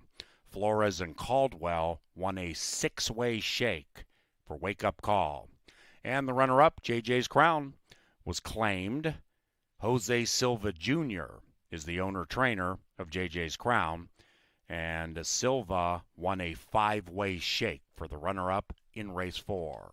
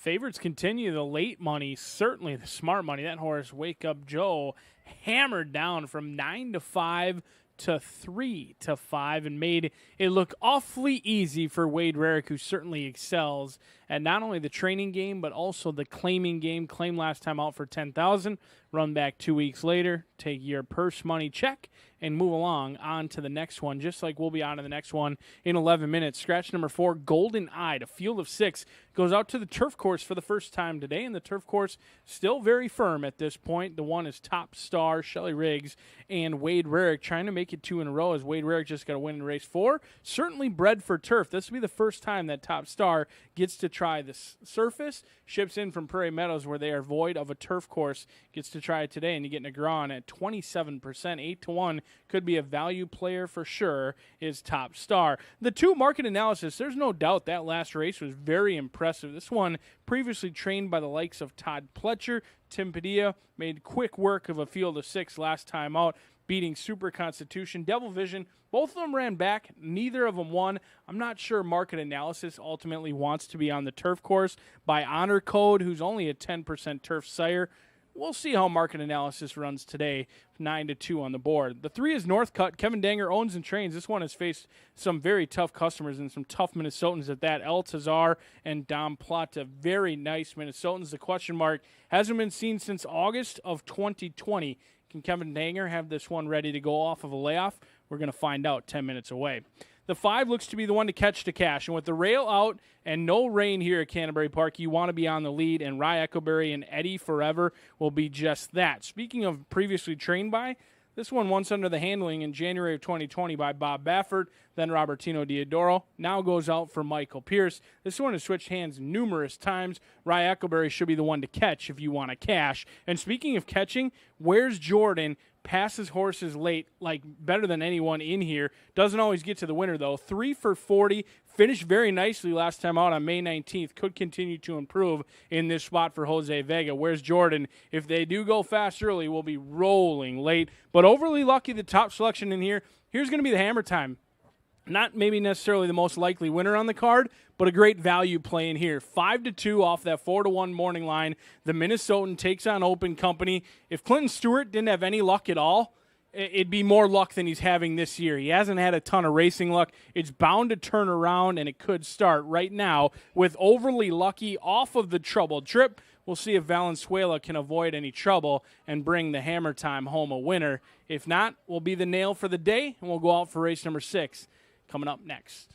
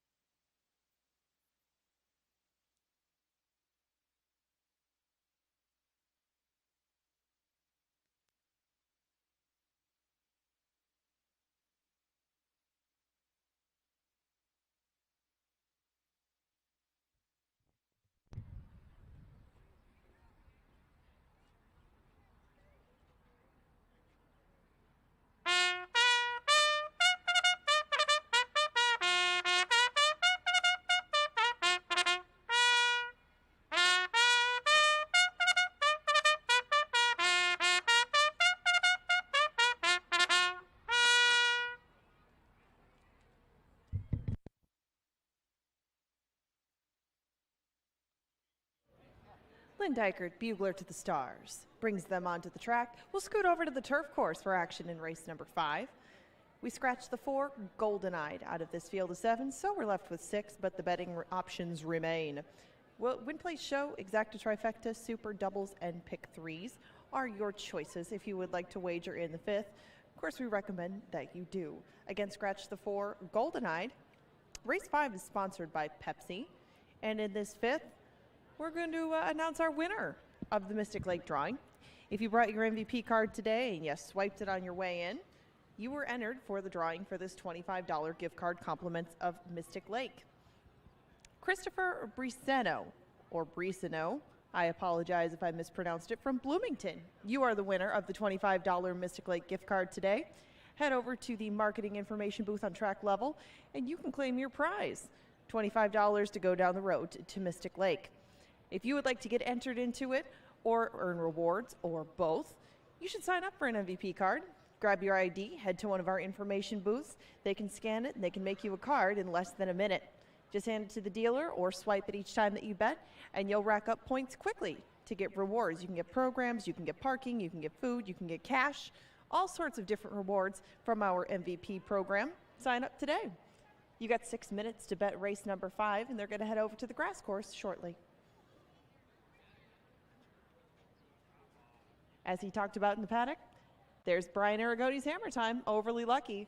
We've talked a lot about that trouble trip that he got last time around, In Search of a Single, the Hammer Time, all of it falling squarely on the shoulders of the 7 Overly Lucky in here, who is now your 2-to-1 second choice. Not too far away from your current favorite, Eddie Forever, who is at 9-to-5.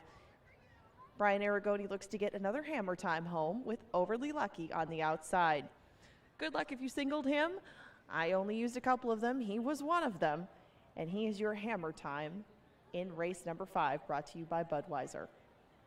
5 minutes to post now as they head over to the turf course for the 5th in a little bit. Good luck.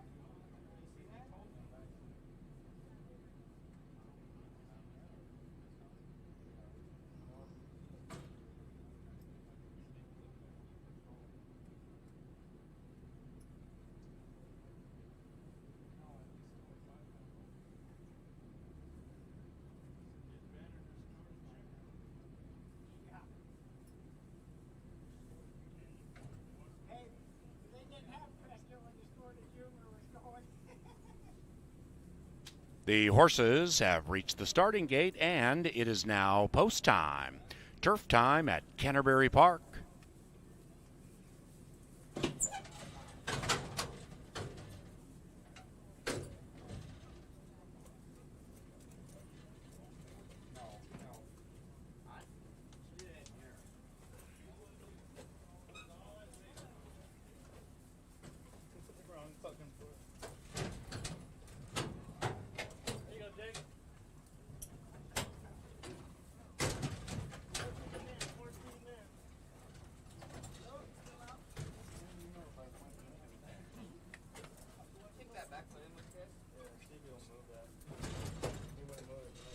Overly Lucky, 8-5 in favored.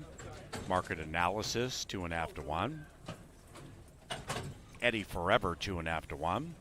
Overly Lucky. And the Bergsrud colors goes in. And they're racing. Northcutt stumbled shortly after the start. Market Analysis at 2 to 1.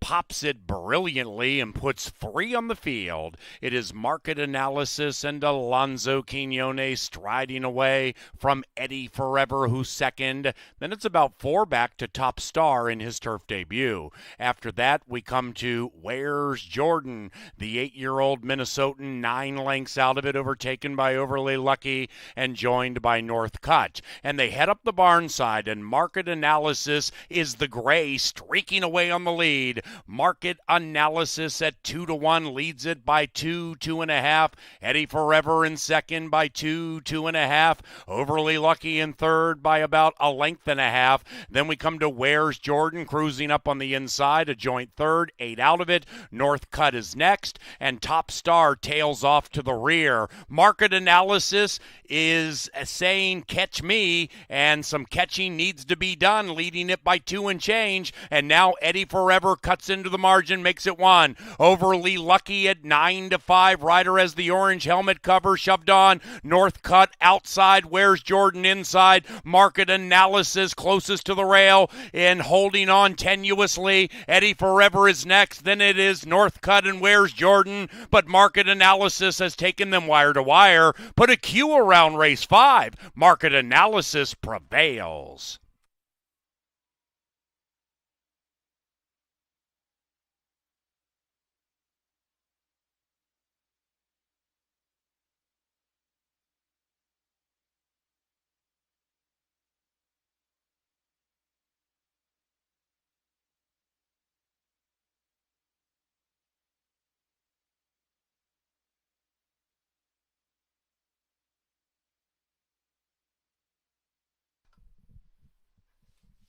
Number 2, Market Analysis first. 2-5 show photo, 127.94.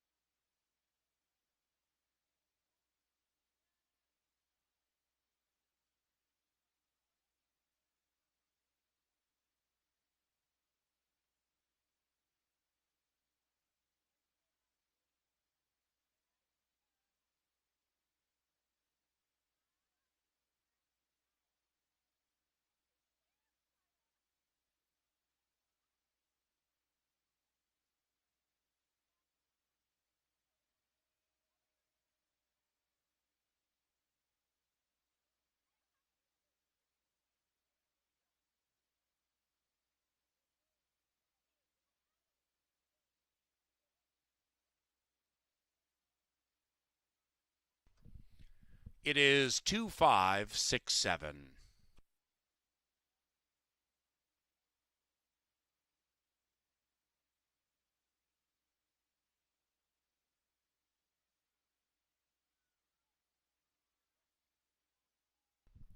Aw.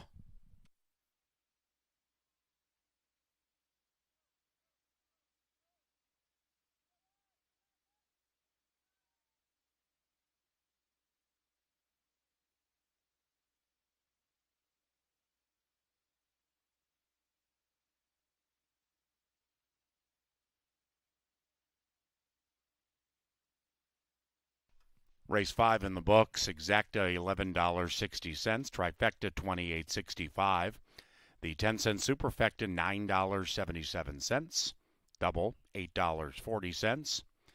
The third pick 3 today paid $8.65. Onward, race 6 back to a fast main track.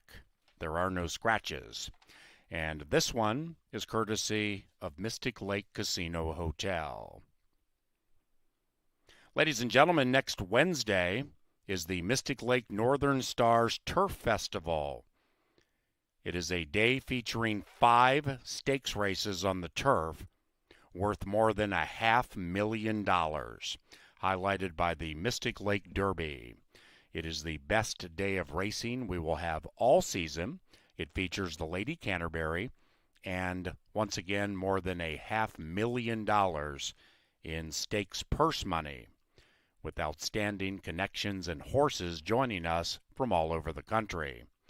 Mystic Lake Northern Stars Turf Festival, 1 week from today, June 23rd.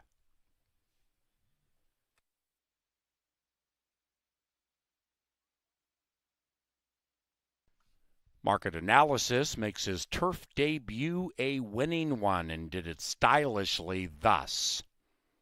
He's receiving a well-deserved bath for his toil.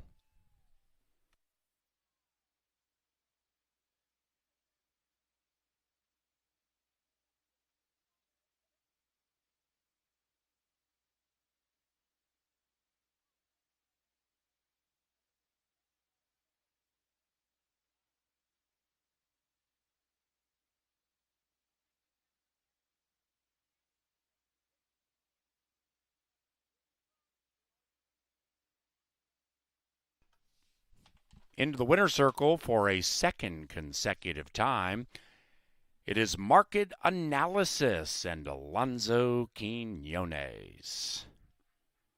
Black Horse Farm owns the gray, and the winning trainer, Tim Padilla. Market Analysis.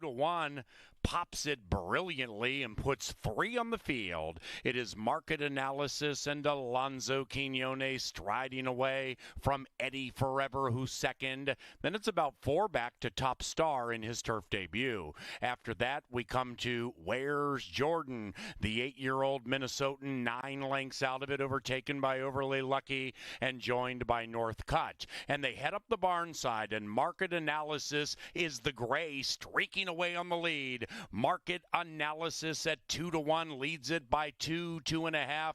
Eddie Forever in second by 2, 2.5. Overly Lucky in third by about 1.5 lengths.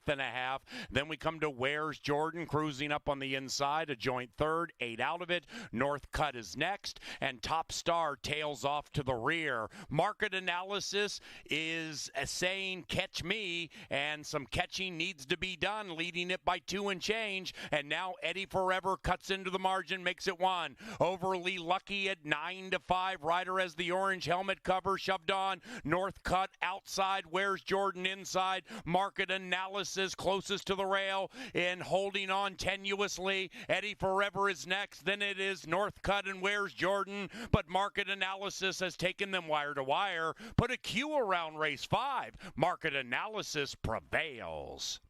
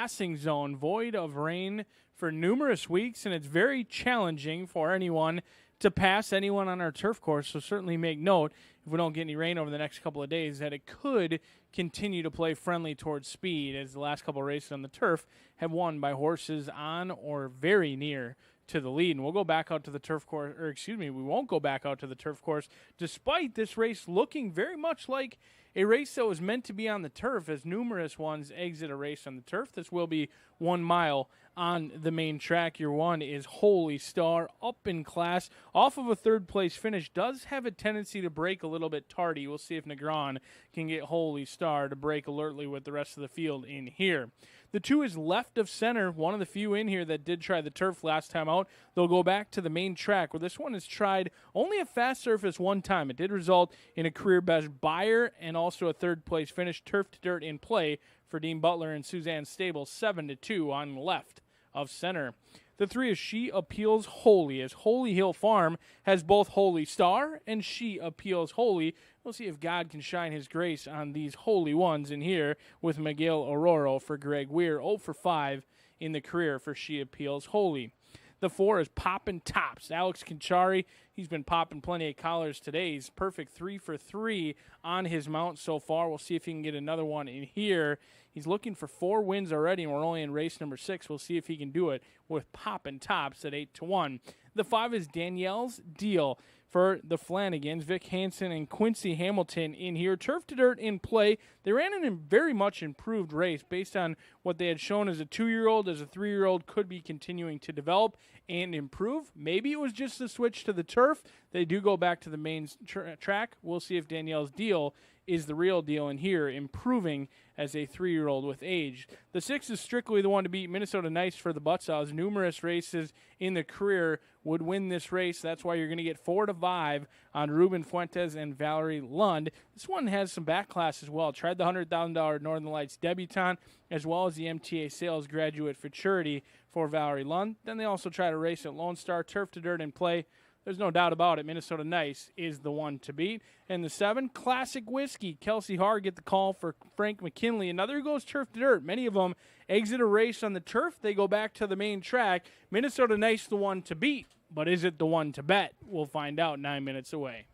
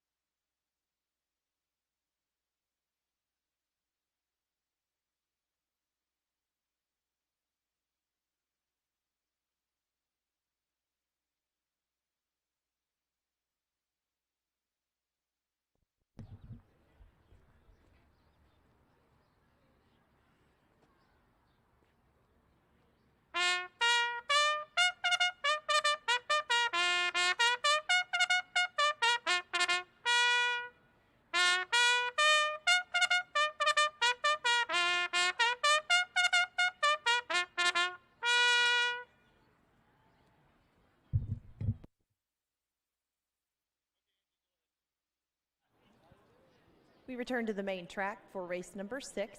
And we'll go a mile in this one. All the fillies and mares are going to make it to the gate. Well, they're in right now, I suppose. No scratches, no jockey changes. Win, play, show, exacta, trifecta, superfecta, double, and pick 3 wagers, all your choices. In the second to last thoroughbred event of the evening, your 1-2 favorite at the moment is Minnesota Nice. The sixth race is sponsored by Mystic Lake. We thank them for their sponsorship of the sixth race each day. We're going to catch you up on a few things marketing related before this sixth race. We've got a Canterbury Park concert series with tickets on sale Friday, June 18th. You're going to want to check out the lineup that's on there. We got Daughtry, a couple of other big headlining names that you might not have expected to come to the concert series this summer, but they are now on sale. Well, they will be on sale on Friday, June 18th. My mistake. Almost there. Check out the concert series link on our website, canterburypark.com. Get all the information there, as well as information for where you can purchase your tickets to the Canterbury Park concert series.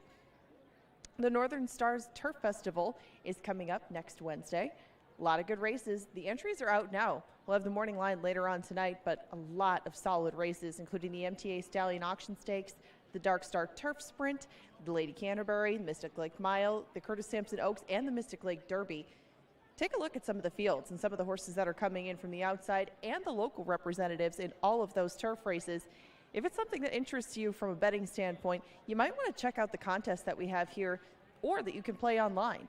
If you are playing from outside of Canterbury Park's confines, you can play it online on ExpressBet, Naira Bets, and TVG. You can also play it on site, of course. It's a $100 entry fee and $200 in live bankroll, no takeout for it.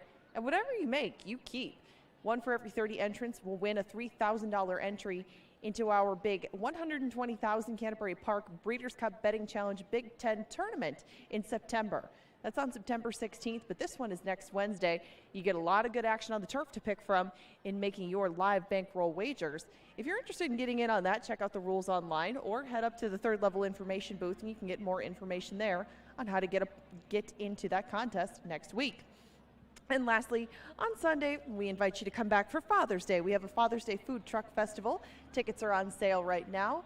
I think Katie said we got something like 7 or 8 food trucks possibly lined up for it. A few of them are already in, 4 more pending, but a lot of good food and a lot of action on Sunday for the fathers that you would like to bring out to the track and celebrate their day. Father's Day coming up sale online. We're 4 minutes away from race number 6. As you can hear, the gate is getting itself in position. Post time is coming soon. You still have time to wager, though, and your 3 to 5 favorite remains Minnesota Nice. Good luck in the 6th.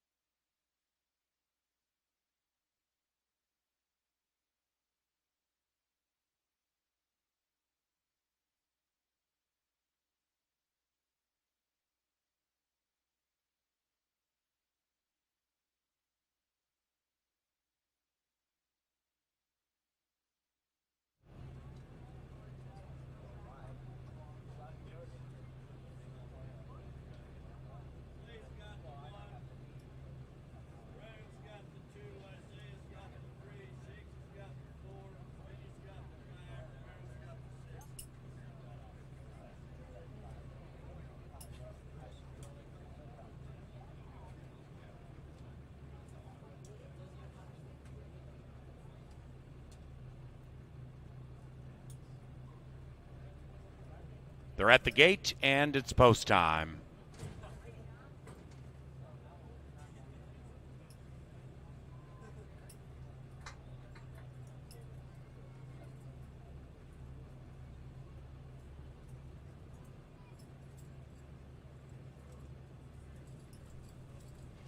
A good shot on TV monitors and the big screen in the infield of our excellent starting gate crew, moving them in for race number 6, Minnesota Maidens. There is left of center, Minnesota Nice, your 1-2 favorite. 2 back.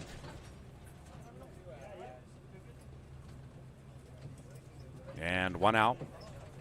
Classic Whiskey.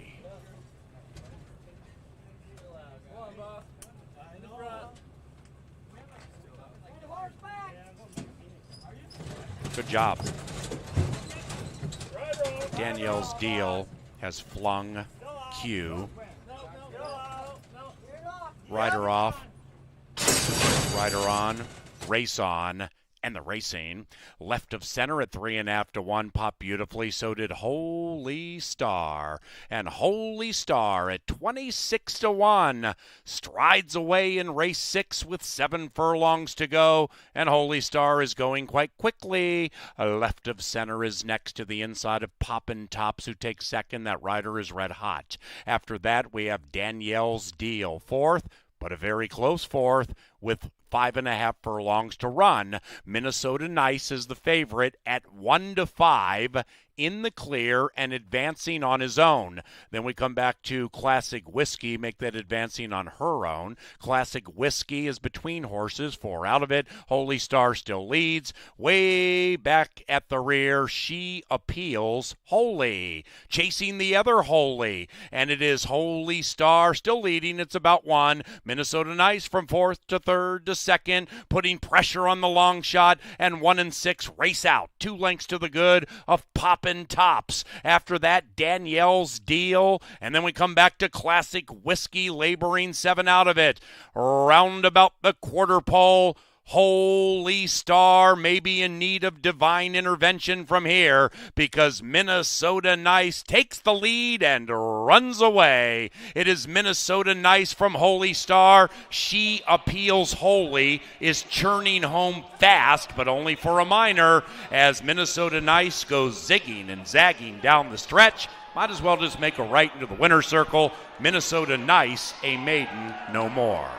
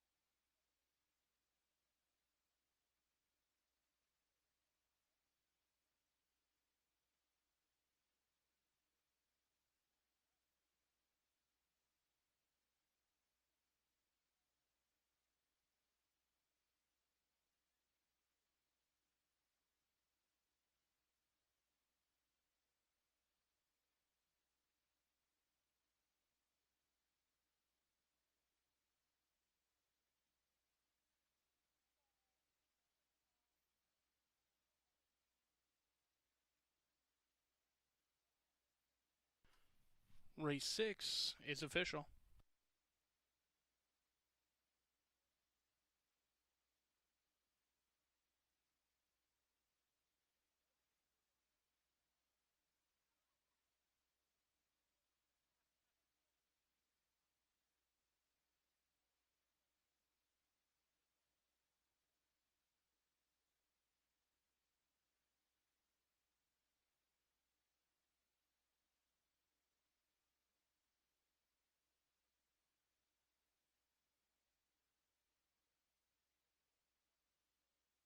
Entering the Mystic Lake Winter Circle, the victorious Minnesota Nice, 3-year-old bay filly bred in Minnesota by Jeff Zionis, Rick Osborne, and Joyce Osborne. Ridden to victory by Ruben Fuentes, trained by Valerie Lund, and owned by Barry and Joni Butzel.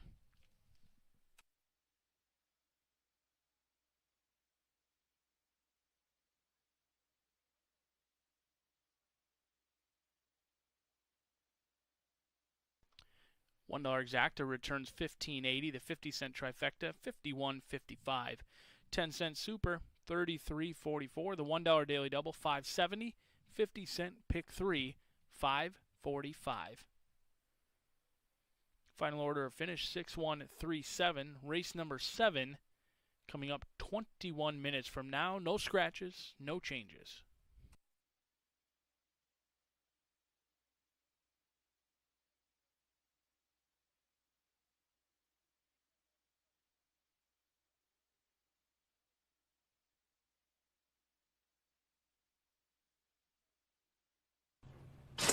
Rider on, race on, and the racing.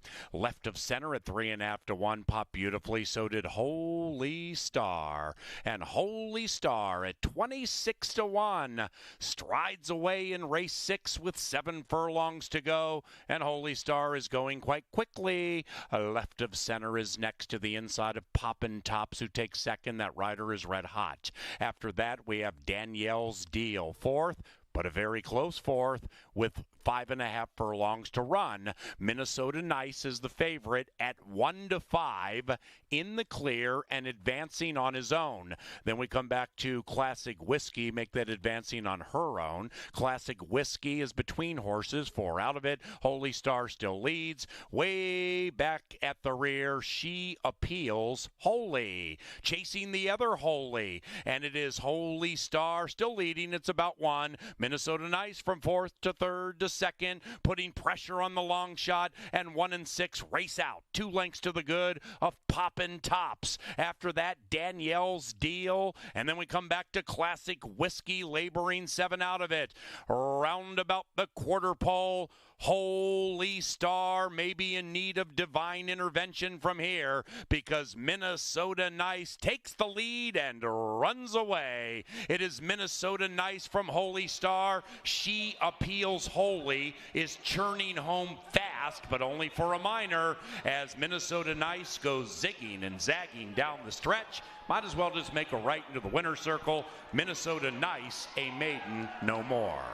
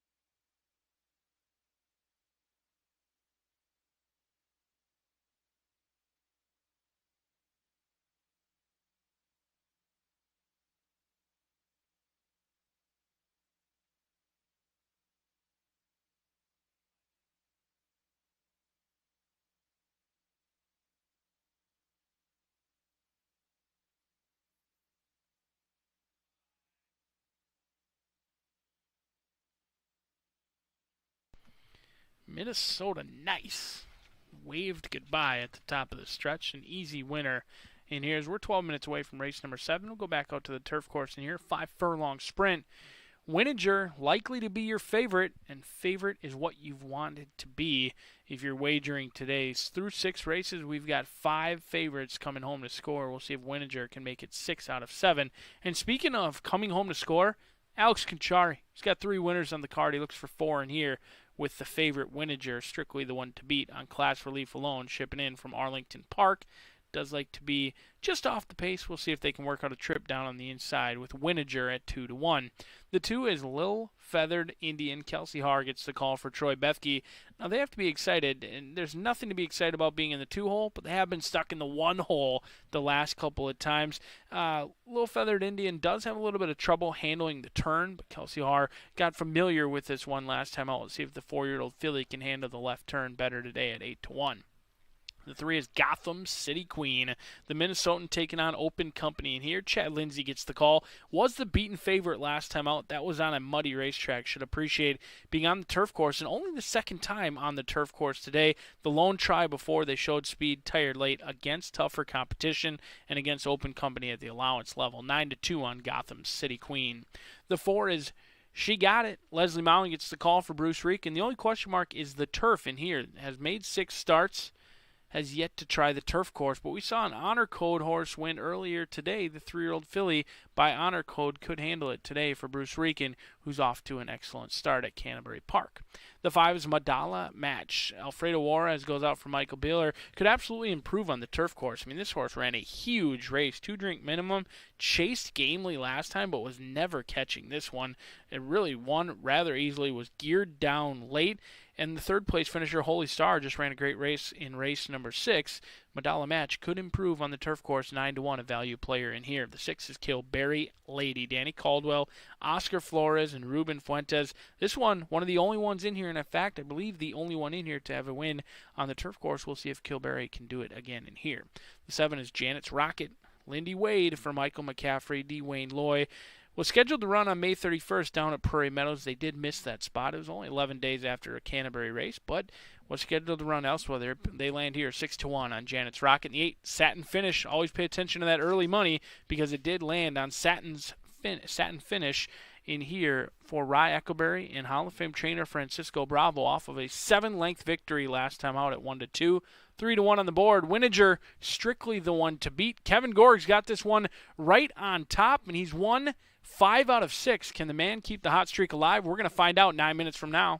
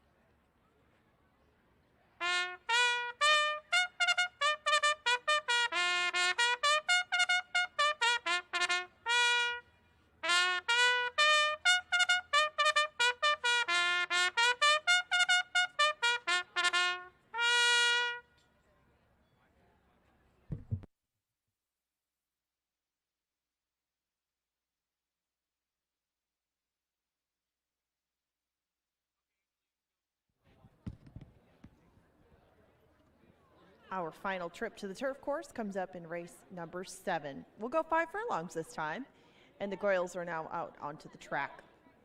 Don't have any changes in this 7th race. And again, we go 5 furlongs in here. Win, place, show, exacta, trifecta, superfecta, double, and pick 3 wagers are all available for your betting pleasure in the 7th. Your current favorite at 2-1 is on the rail. Winiger looks to provide a 3rd win for her jockey, well, for her trainer, and a 4th for her jockey, Winager is your 2-1 favorite with 7 minutes to post. Coming up shortly after the post parade, join us down by the winner's circle. A tailgating classic. Jim Beam Beanbags is coming up next before the 7th.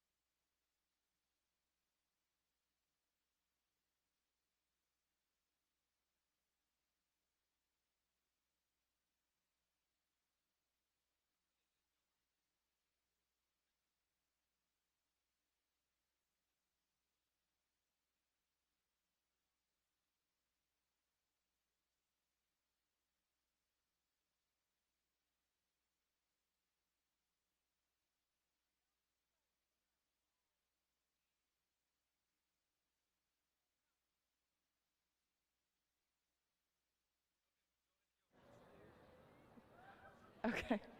We're down in the winner's circle for those Jim Beam Beanbags. We have a very eager group of 3. They look like they're well conditioned and tossing some beanbags at tailgating before. So, without further ado, we will get underway with our Jim Beam Beanbags. Our 3 contestants today, leading the way, Jack from Prior Lake. We have Tony and Kale from Shakopee to follow that up. Now, I will say there's an unfair advantage for Jack. He did get a practice throw, so we'll need a little extra rooting. You know, we had a very lively crowd Tuesday night, but we'd like to drown them out with Wednesday, so cheer on whoever you would like in this beanbag toss. Okay, Jack, go ahead. Way too much power on that one. That's okay. You still get an admission pass for that. Good throw, good throw. If you get it on the board, you get a couple. You get it in the hole, you get a daily double pack. No pressure. Kale is up next. Not quite far enough. Not quite far enough. Almost, almost. Okay, Tony. Come on. Get us one on the board or in the hole. Just about, I don't know. She's the judge out there. I mean, she could call that on the board, but we might just have one admission pass for each of you. You can all come back together. That's okay. You want to give it another try, you can come back. Unfortunately, no winners of the Daily Double Pack today, but hope you guys had a good time out here. If you would like to get involved in any of the promotions out here at Canterbury Park, including the beanbag toss, if you'd like to play Budweiser beer pong, anything like that, go down and ask the people in the marketing information booth on track level how you can get involved in any of these fun events brought to you by our sponsors at Canterbury Park. Race 7 is sponsored by the Minnesota State Lottery. We do have lottery kiosks all over the place, or if you'd like to go up to the club level info booth, we can sell you some tickets there. You got 3 minutes to bet on the 7th, though. This is it for the thoroughbreds. We have 3 quarter-horse races coming up next. This one's coming up in 2. They'll head over to Dash on the Turf in a couple minutes.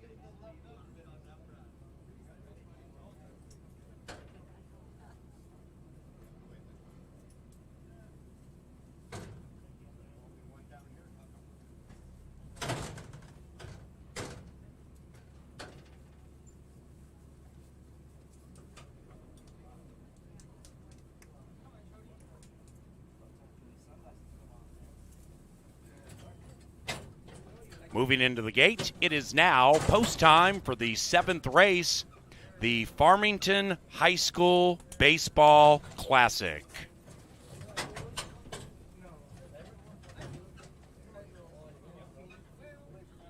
Good luck, boys. Playing for the title at Target Field tomorrow. Farmington High School baseball team at Canterbury for a 2nd consecutive day. Thus, the handle has been the biggest we've seen all season. Good luck, boys. And good luck with race 7 on the firm turf course. And here they are. They're racing, and they've broken a line.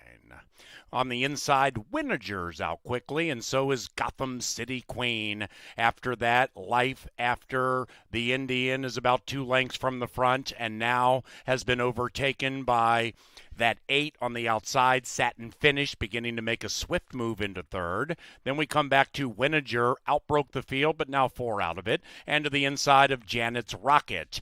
3.5, 4 lengths behind that to Killberry Lady, and She's Got It is in last.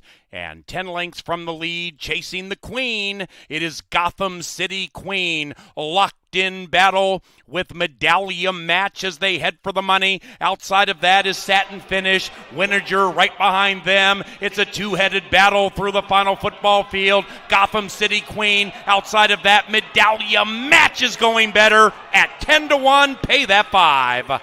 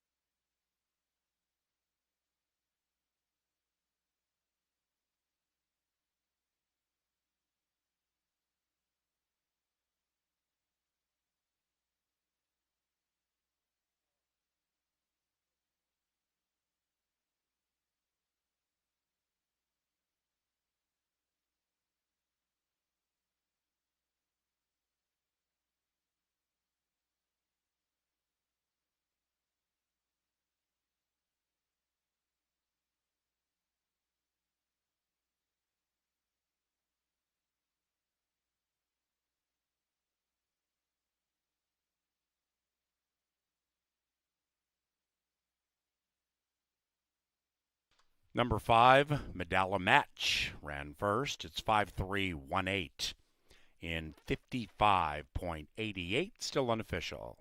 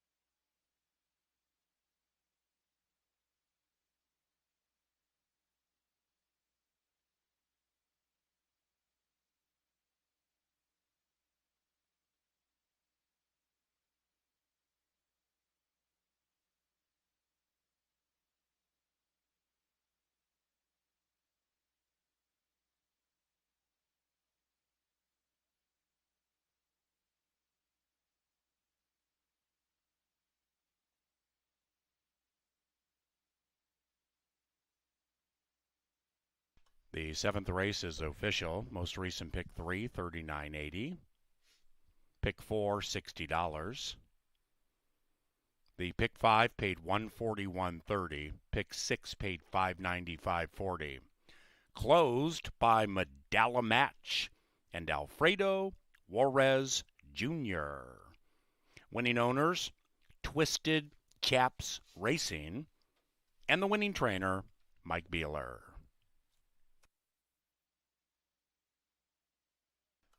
The 8th race is 20 minutes from now. Scratch number 3, Deutsch. The 1, VF Candy Kisses, is picked up by Brett Berzer. And the 8th race is provided by Apple Autos, the official vehicle supplier to Canterbury Park. 5 locations, including Apple, Ford, Shakopee.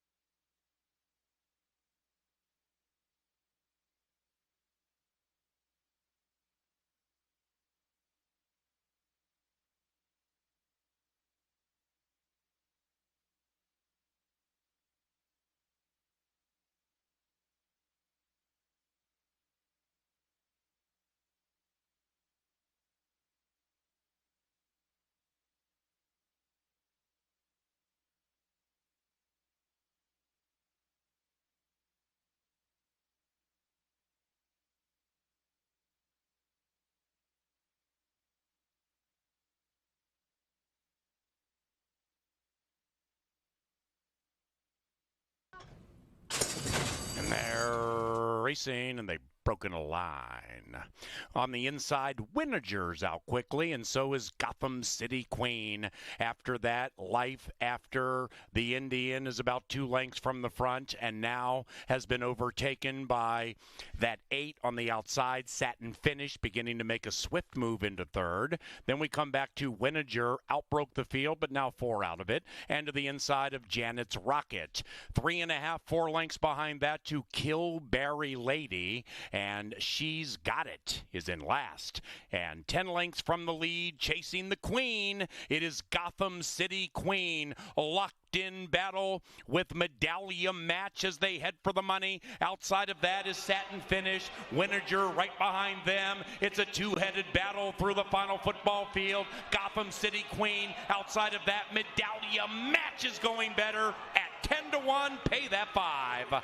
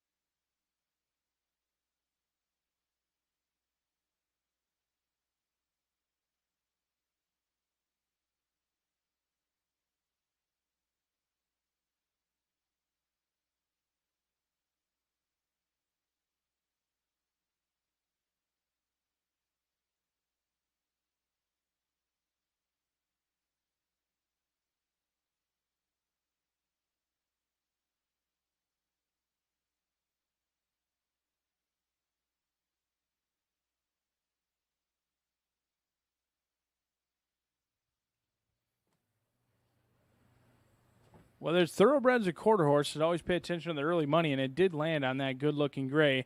VF Candy Kisses. Escada off, Berzer on for Tyler Stein. Tyler Stein did have a winner yesterday. Looks for another one in here with VF Candy Kisses making the career debut today. Hopefully a winning one for the Stein gang with VF Candy Kisses. The 2 is It's So Eck. Hernandez gets the call for Randy Widener in here. This one also making the first career start. Does have 4 workouts. It's been working consistently since March 12th. We'll see if this 2-year-old filly can pop from the gate and never look back, going the distance of 300 yards. The 3 is scratch. 3 is scheduled to be my top selection in here. I certainly do believe Hot Damn deserves a long look. Luis Valenzuela off to an excellent start, both with the thoroughbreds as well as the quarter horses, and he gets Jason Olmstead in here for the 2-year-old gelding by 5 Bar Cartel. While many of the others are making their career debut in here, Hot Damn has actually had 2 races. Last time out, they showed a ton of speed, tired very late. That was going 350 yards. They'll cut back 50 yards today. Valenzuela gets the call. It's PA's top selection.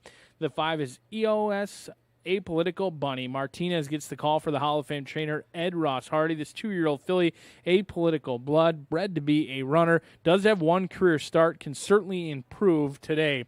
The 6 on your screen, I like what I see from One Famous Hawk. Stormy Smith gets the call for Mallory Norton. This is her first start here at Canterbury Park, but I love the energy I'm seeing from One Famous Hawk. New to quarter horse racing, the 6 looks awfully good down here in the walking ring. 7-2 as the veteran Stormy Smith gets the call in this spot.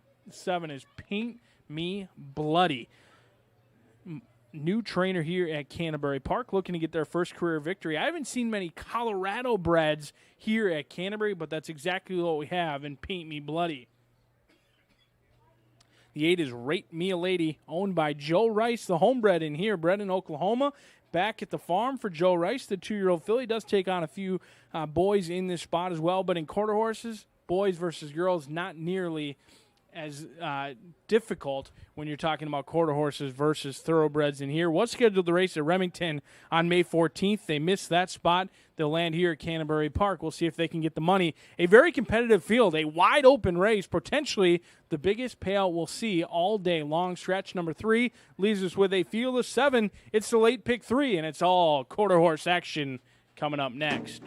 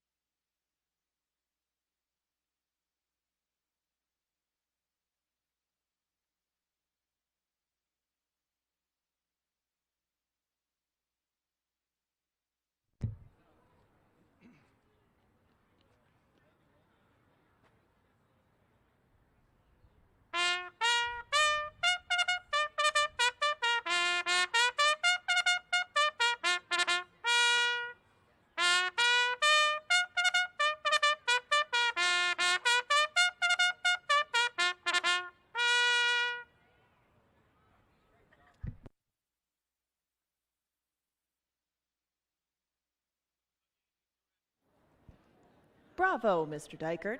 The first of 3 quarter horse fields are now making their way onto the track. We're 9 minutes away from race number 8.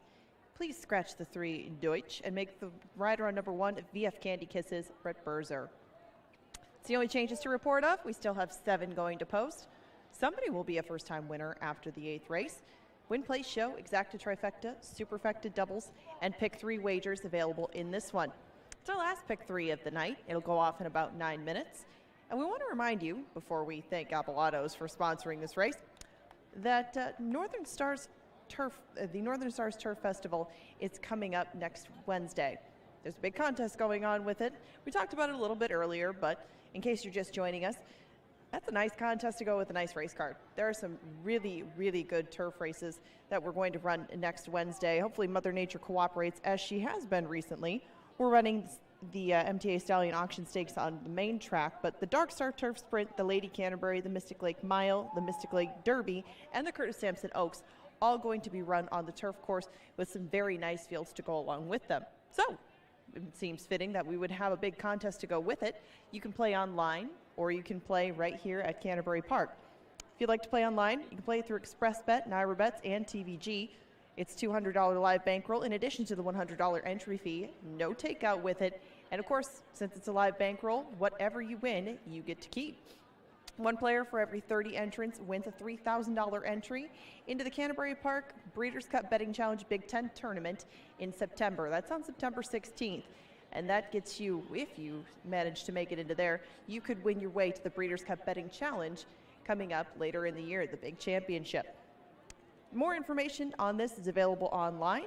If you are able to join us next Wednesday, give it a look. It's pretty fun. And if you'd like to get involved in any of the super satellites or other contests that we offer here at Canterbury Park, stop by the clubhouse level information booth and get all the info from T-Pop and the gang. They will fill you in on how you can get yourself into contest play and take a little money to make a lot. 7 minutes now to post for race number 8. These are the quarter horses. We've got 3 of them coming up next. The first one will take off in 7.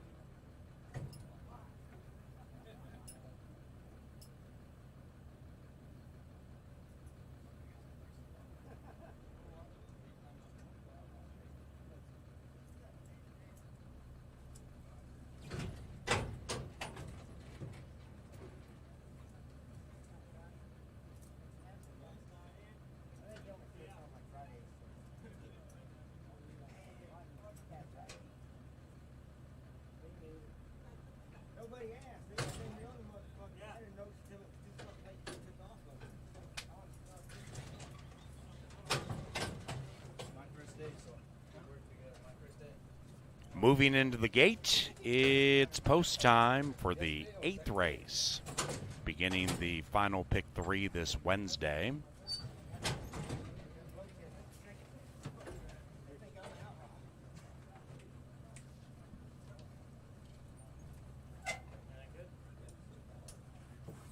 Hot damn, 2 to 1. One Famous Hawk, 2.5 to 1. Rate Me a Lady, 3 to 1. That is the Sorrel moving in. 8 in the gate for race 8. And they're off. 2 and 1 collided hard shortly after the start. Hot damn! Out of the starting gate fast. EOSA Political Bunny. Here's Rate Me a Lady debuting nicely on the outside, but hot damn is fast. Hot damn.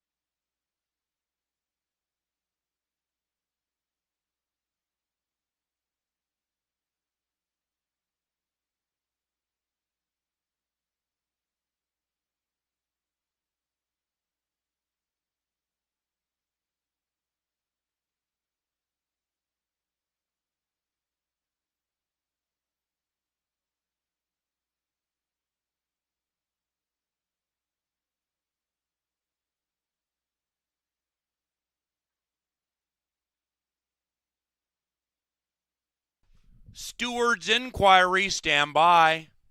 Hold all tickets.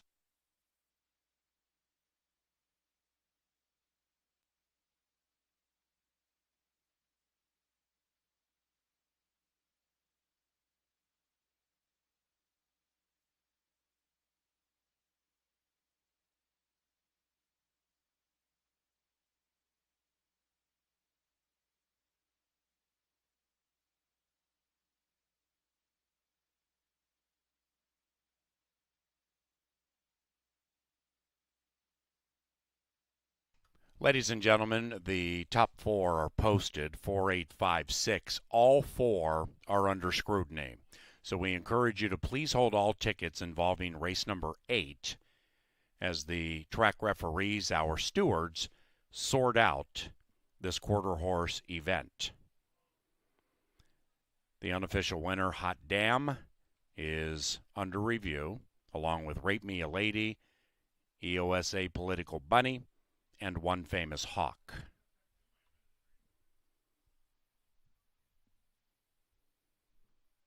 We provide video coverage of what the stewards are looking at here at Canterbury. 4, 5, 6, and 8 are in question. The eventual winner is number 4. The rider has a yellow helmet cover.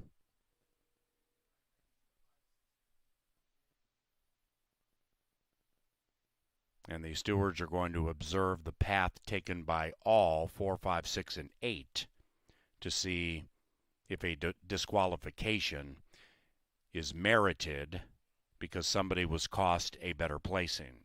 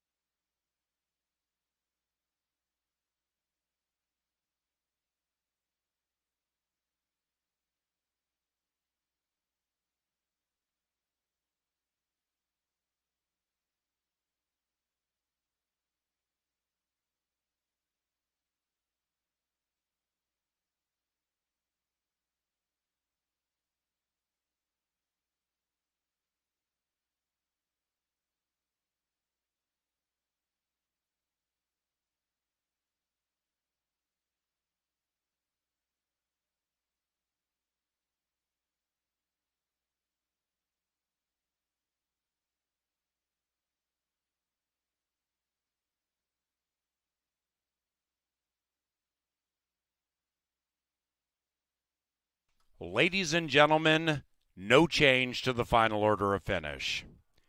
In the estimation of the track stewards, as you see here, number 6, One Famous Hawk, was the culprit with number 5, EOS Apolitical Bunny. And because the 5 outfinished the 6, there was no need to disqualify number 6. So you see the 6 come over on the 5. They collide. And because the 5 beat the 6, there was no need for a change.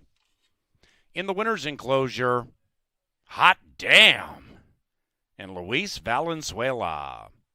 The winning owner, Brenda Ricewig, and the winning trainer, Jason Olmstead. Hot damn!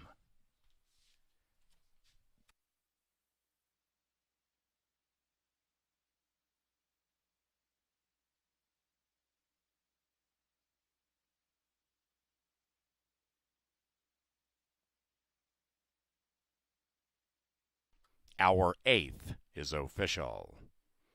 1730 for the exacta, superfecta 1199, double 49.20. The pick 3 on races 6, 7, and 8 paid $64.55.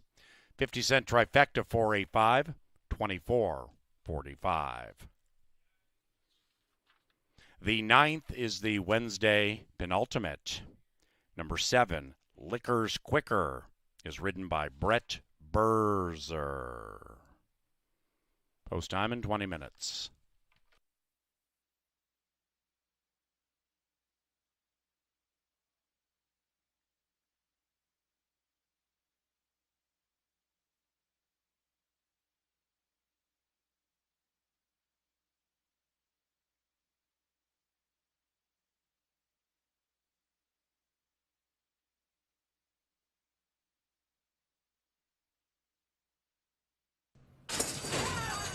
And they're off. 2 and 1 collided hard shortly after the start.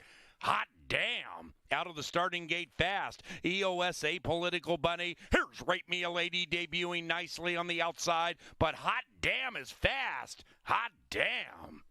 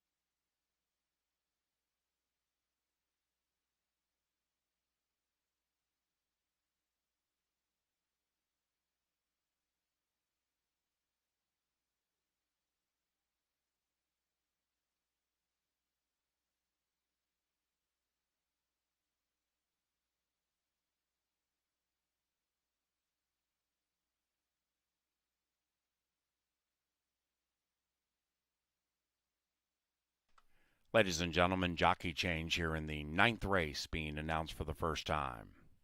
This is a rider change here in the 9th. Number 2, Streakin' Bandito, is now ridden by Luis Hernandez.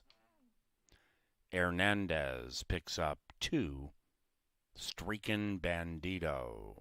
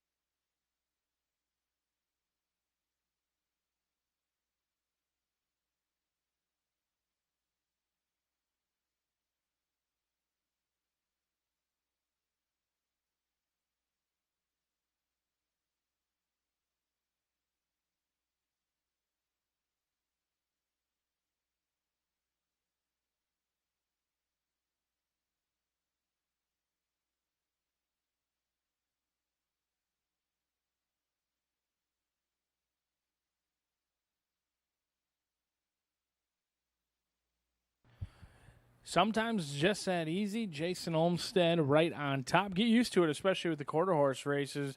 Jason Olmstead is going to win his fair share. Now, if you do love the quarter horse races, not only do we have a late daily double coming up with both quarter horse races, but next Tuesday, 6 quarter horse races, an 11 race card. Over half the day going to be filled with the quarter horses. So join us on Tuesday if you do love the Qs like I do myself. We're 10 minutes away from the Dr. Dan Late Daily Double. Pappy Boyington draws the rail. Nick Goodwin, Jerry Livingston has a tendency to break. Absolutely awful. There's no better way to put it. Pappy Boyington does not do well out of the gate, but if anyone can correct it, it's Nick Goodwin, 7-1 on the board. The 2 is Streakin' Bandito. Do note the jockey change. Luis Ray Hernandez picks up the call on here on the field's long shot at 20-1. The 3 is Favorite Grandma. Now, this is a horse I used on top last time out. really had no excuse. But when I jump off, it's usually time for you to jump on. Sometimes you have the right horse, the wrong race, and that could be the case with Kelsey Haar and Favorite Grandma, your current favorite at this point. But the 4, Moon in the Class, was supposed to be the favorite in here. 2-1 morning line, going to be the vulnerable favorite of the day. Doubled in that morning line price right now. Currently a little bit chilly. A big overlay at 4-1 for Edwin Escobedo and Jason Olmstead. And all this jockey-trainer combination has done is win. With Moon in the Class, they look to do so again in here, but they are a bit chilly at this point. And the 5 is Queen of the North, Martinez and Ed Ross Hardy. 0 for 6. Has a start here at Canterbury. Could continue to improve. Lightly raced. Second start off of the layoff. You'll get 7-1 on the board. But my money's going to go Flinging the Paint in here. Doug Frank, 7-2 for Vic Hansen. Ran a very game finish last time out. Lost by half a length. Actually deserved to win that day. Showed a ton of speed. Had a difficult beginning. If they run anything like that race, I think today's the day for Flingin' Paint. The 7 is Liquors Quicker. Berzer gets the call. Another jock change as Escada off. Berzer gets the call for Tyler Stein. Do note these guys teamed up earlier today. They had a troubled beginning earlier today, and this connections have been going in the right direction. 9-2 on Liquors Quicker, but I'm going to try Flingin' Paint in here as we're 9 minutes away from the Dr. Dan Late Daily Double.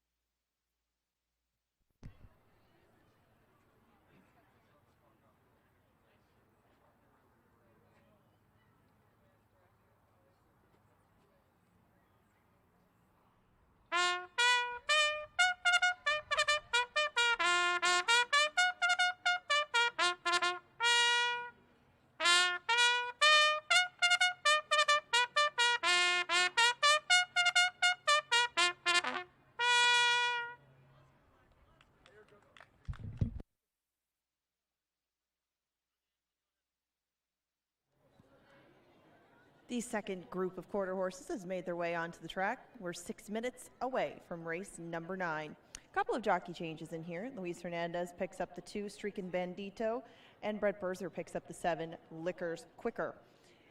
Everybody is still in the field at this time, though. You have a 9-5 favorite in Flinging Paint. And the last double of the day to bet on here, in addition to Win Place Show, Exacta and Trifecta, and Superfecta wagers. All the verticals still in here with a field of 7 and 6 minutes to post. They're a little out of order in the post parade. Streakin' Bandito at the back, but they're all on track now and 5 minutes away. Coming up after the post parade, we're going to get set for an interesting game of K-Fan categories. A great Honda West mind and Paul Allen set to take on one of our contestants on track to see who can name more. We'll find out in a moment.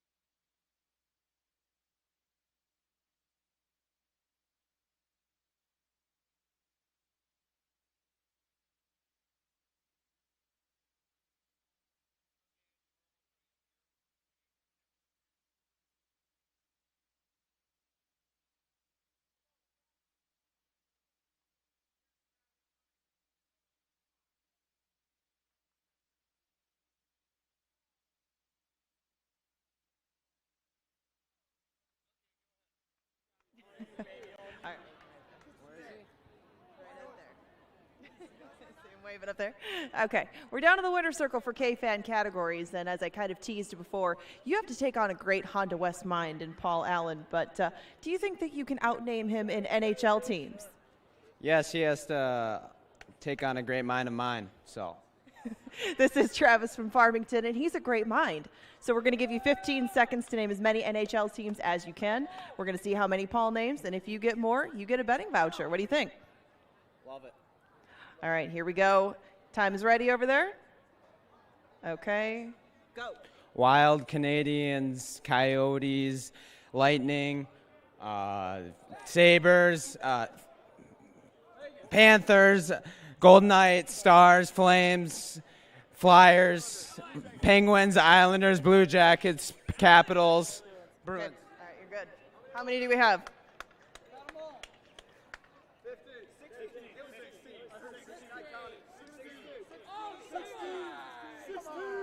14. 14 is the count? Okay, Paul, you have 14 to beat, and that's going to be quite the mark. I don't know if you can do it, but we're about to find out. What do you got, Paul?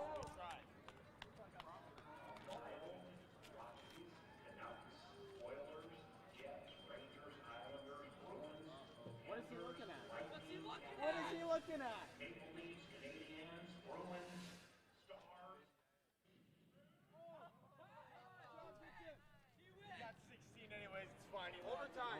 Okay, in the case of a tie, you have to name the final 4 teams that are left in the playoffs. Canadians, Golden Knights, Lightning, Wild. Gophers. Islanders. Correct. Okay, you win. You win the betting voucher. Paul, I'm sorry, you have been defeated. You have been usurped. Congratulations, Trav from Farmington. Any final words? State champs, Farmington Tigers. Be there Friday at 7. When the Farmington Tigers play at Target Field, they'll be the best team to play there all year.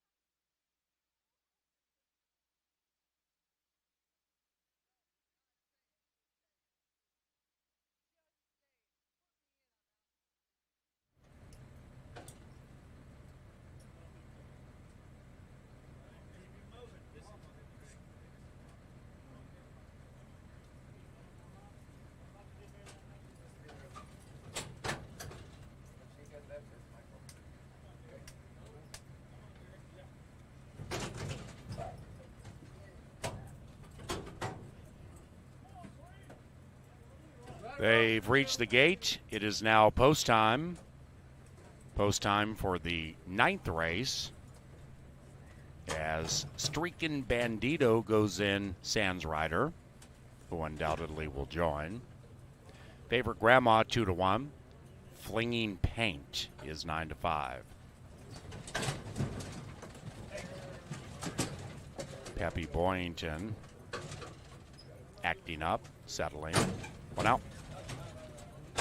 Liquors Quicker. Last in line. Here comes Liquors Quicker.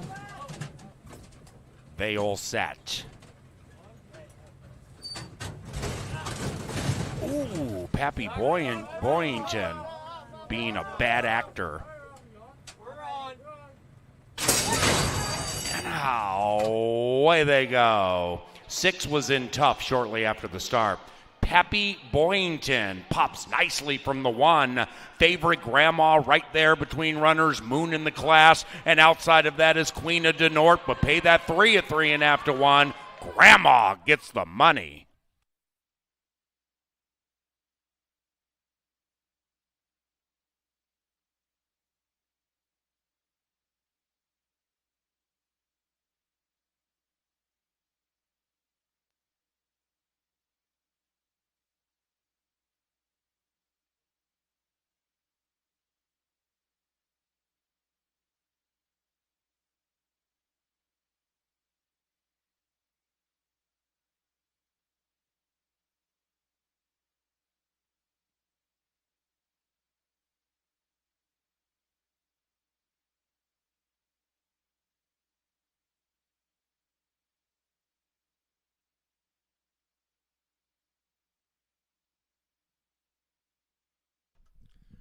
Number 3, favorite Grandma ran first.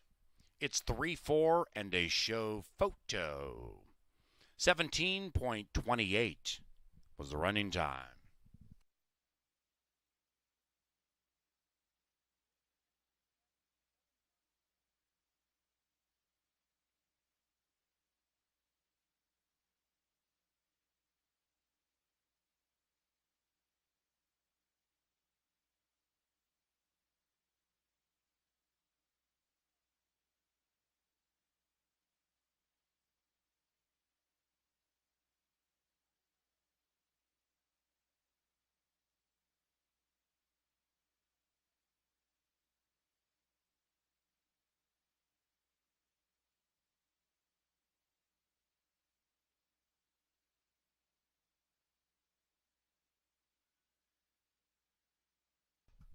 The numbers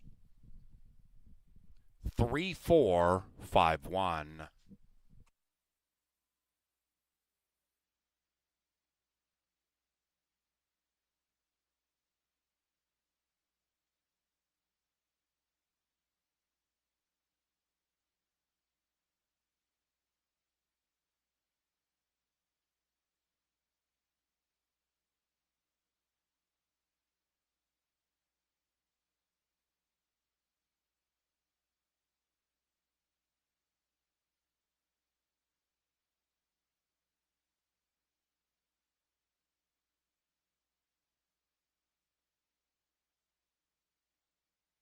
And our penultimate has gone official. 10-cent superfecta 41.27, Grandma on top. 22.40 for the double. And the pick 3 on races 7, 8, and 9 paid $142.85. That $1 exacta $15.20. Trifecta 62.35. Grandma all odds. The 10th race is the final live race, a quintet for your wagering pleasure with no scratches. After the races, ladies and gentlemen, we invite you to stop by the Canterbury Card Casino. Excellent food and beverage options, fully air-conditioned. We deal Texas Hold'em and a variety of table games. And we also have touchscreen blackjack. Touchscreen blackjack for just $1. You get your own terminal. You have a private terminal, and you can play up to 3 hands, and there's a live dealer. It is a new way to crush blackjack. Touchscreen blackjack in the Canterbury Card Casino.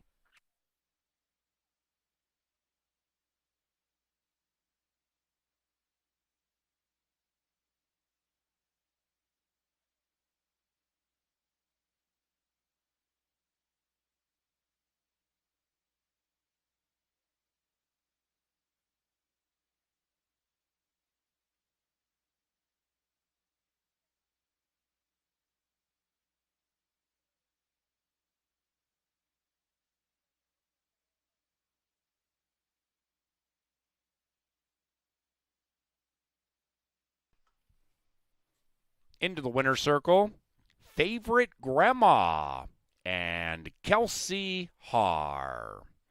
Grandma is a 4-year-old gray mare by favorite Cartel out of Where She's Supposed to Be.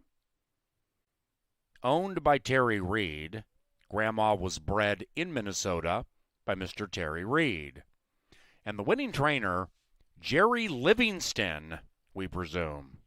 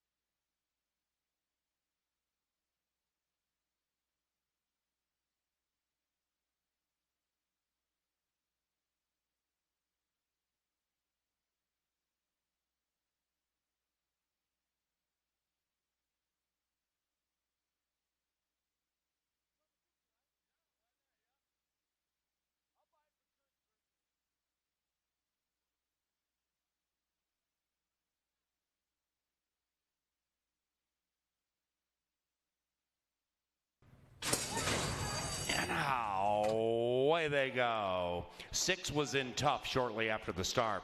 Pappy Boynton pops nicely from the 1. Favorite Grandma right there between runners. Moon in the class. And outside of that is Queen of the North. But pay that 3 at 3.5 to 1. Grandma gets the money.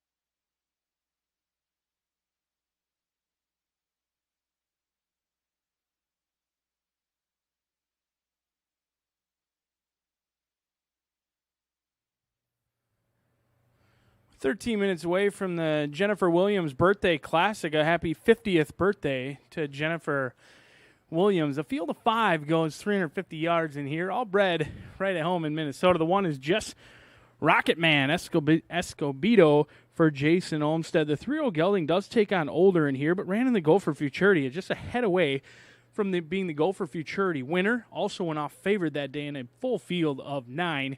Could improve in a big way today. 7-5, strictly the one to beat. The 2 is Just a Little Cash. Alex Conchari and Lexan Backhouse already looking for their 3rd victory in start number 12. Exits an 8th place finish in the Bob Morehouse, but that was against some very tough customers last time out, firing guns along with Dickie Bob. And they were off slowly last time out. Alex Conchari, he's been awfully hot in the thoroughbreds. We'll see if it can continue in here with the quarter horses. 6-1 on Just a Little Cash. The 3 is who the birthday girl liked. It's Corona White Sox, and I happen to agree. The 3-year-old does take on older, but Dan Chorsvik has had a nice one so far through 9 starts, 2 victories, looking to push the earnings over $50,000 in here. Nick Goodwin gets the call, 2-1 on the board, and I believe the one to beat with Corona White Sox. The 4 is Hope Wagon. Doug Frink gets a call in here for Vic Hansen. Now, Holt Wagon has some very, very nice races. Don't get me wrong. There is certainly back class galore with Holt Wagon, but has been off form recently. Hasn't really shown much desire to compete the last 3 races. We'll see if they can turn it around today. But on his best day, he is probably many lengths best in this field. We'll see if Holt Wagon and Doug Frink can figure things out today. The 5 is Changing Gears. Luis Valenzuela, another 3-year-old who does take on older, but Summer Run Inc. keeps the homebred in here. Changing Gears is 2 for 6. Loves it here at Canterbury Park. Not necessarily this distance, though. 0 for 3 at the distance. We'll see if Luis Valenzuela can get Changing Gears to change it at the right time. 350 yards going to be the distance. 5 of them will go to the gate. 1 of them will return victorious. Live racing returns tomorrow at 5:10. And then don't forget, bring your dads, bring your sons, bring whoever you want. We're going to have an excellent day of racing for Father's Day on Sunday. So bring out the family. It's Pepsi Family Day, and it's Father's Day at Canterbury Park.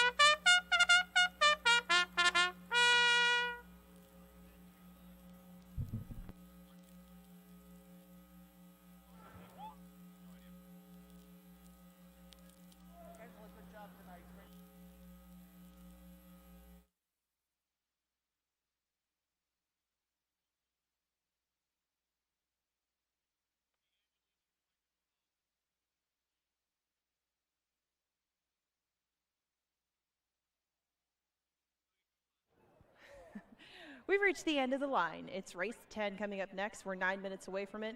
Just a field of 5 to close things out tonight. So you have win, play, show, exacta, and trifecta wagers to pick from. No 10-cent super, sorry about that. But they are a very talented group of 5. They'll be at the gate in about 9 minutes. And if you're looking for something to do after those 9 minutes are up and you've had a little bit of luck, made a little bit of money, want to try to double it up, double it down, whatever you'd like to call it, head through the card club. It's open all the time. It's air conditioned. Full food and beverage service for a good portion of the night. Take a look through there. The jackpots keep on growing through there. Over $100,000 on a couple of different table games. Of course, the poker room is open. Lots of options for your card playing pleasure. If the horses have treated you well, take a try at a hand of cards. see how it goes in the card club. It's on the first floor. If you head out towards the preferred entrance or the casino entrance, you will see the entrance to our card room on your left by the reception desk. Take a look through there, make sure you grab an MVP card before you play, and have a good rest of your night. We're 8 minutes away from the final race of the night. Paul will bring home this field of 5 when they get to the gate for the 10th.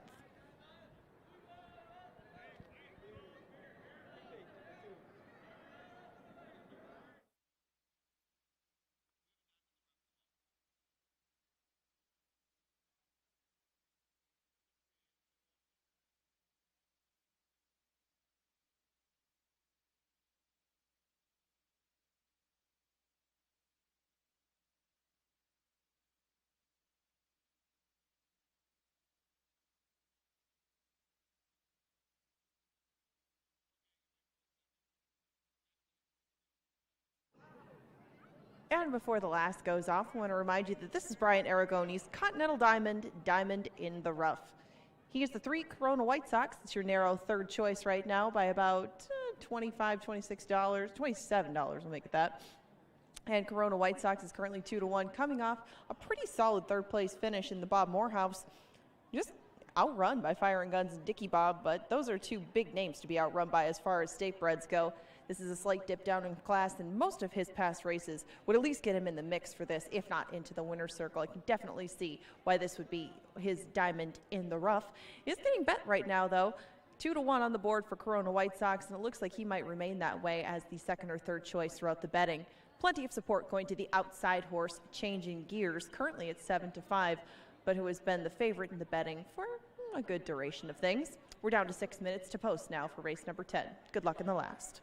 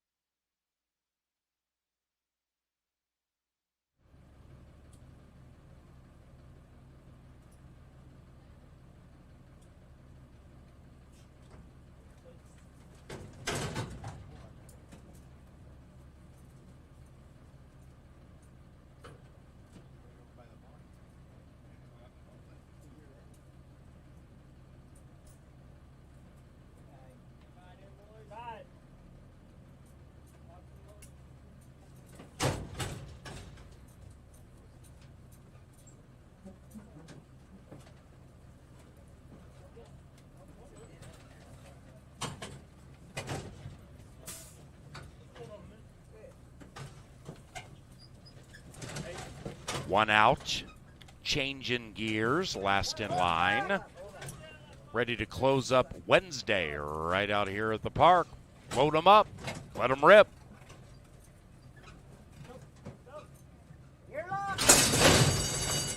And they're racing. The quintet came off okay, then fans out with Jess Rocketman rocketing out of the gate from the inside. Corona White Sox along with Jess a little cash. Outside of that, change in gears. Bookenders pay the one at 4-5. Jess Rocketman.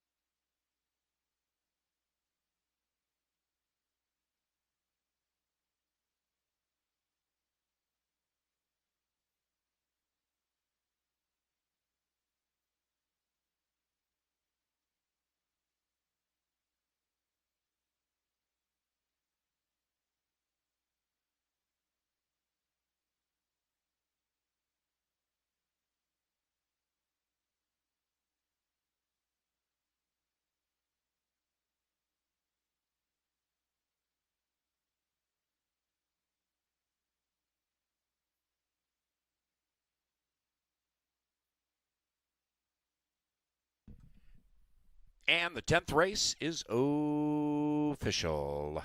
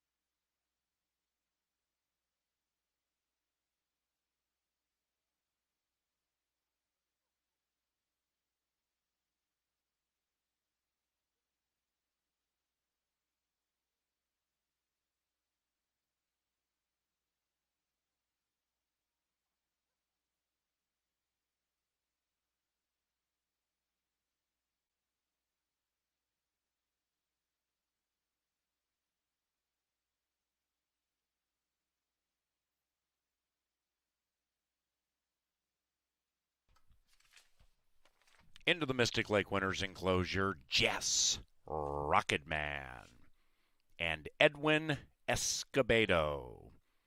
The winning trainer, Jason Olmstead, and the winning owner, Bruce Lunderborg, and Lunderborg LLC. Bruce also bred Jess Rocketman in Minnesota.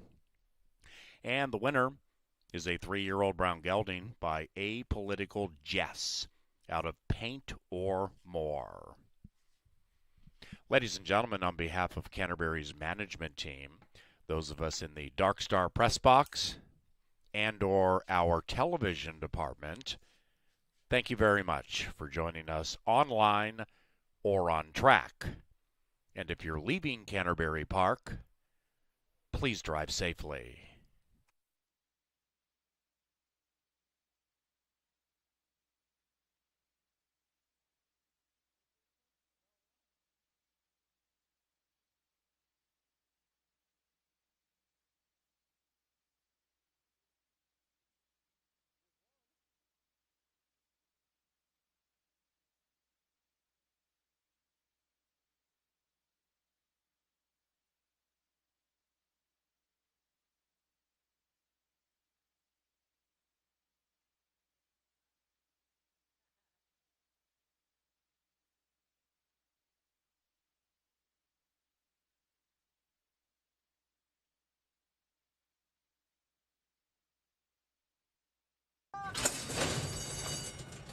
And they're racing. The quintet came off okay, then fans out with Jess Rocketman rocketing out of the gate from the inside. Corona White Sox along with Jess a Little Cash. Outside of that, change in gears. Bookenders pay the one at 4-5. Jess. The winning trainer, Jason Olmstead, and the winning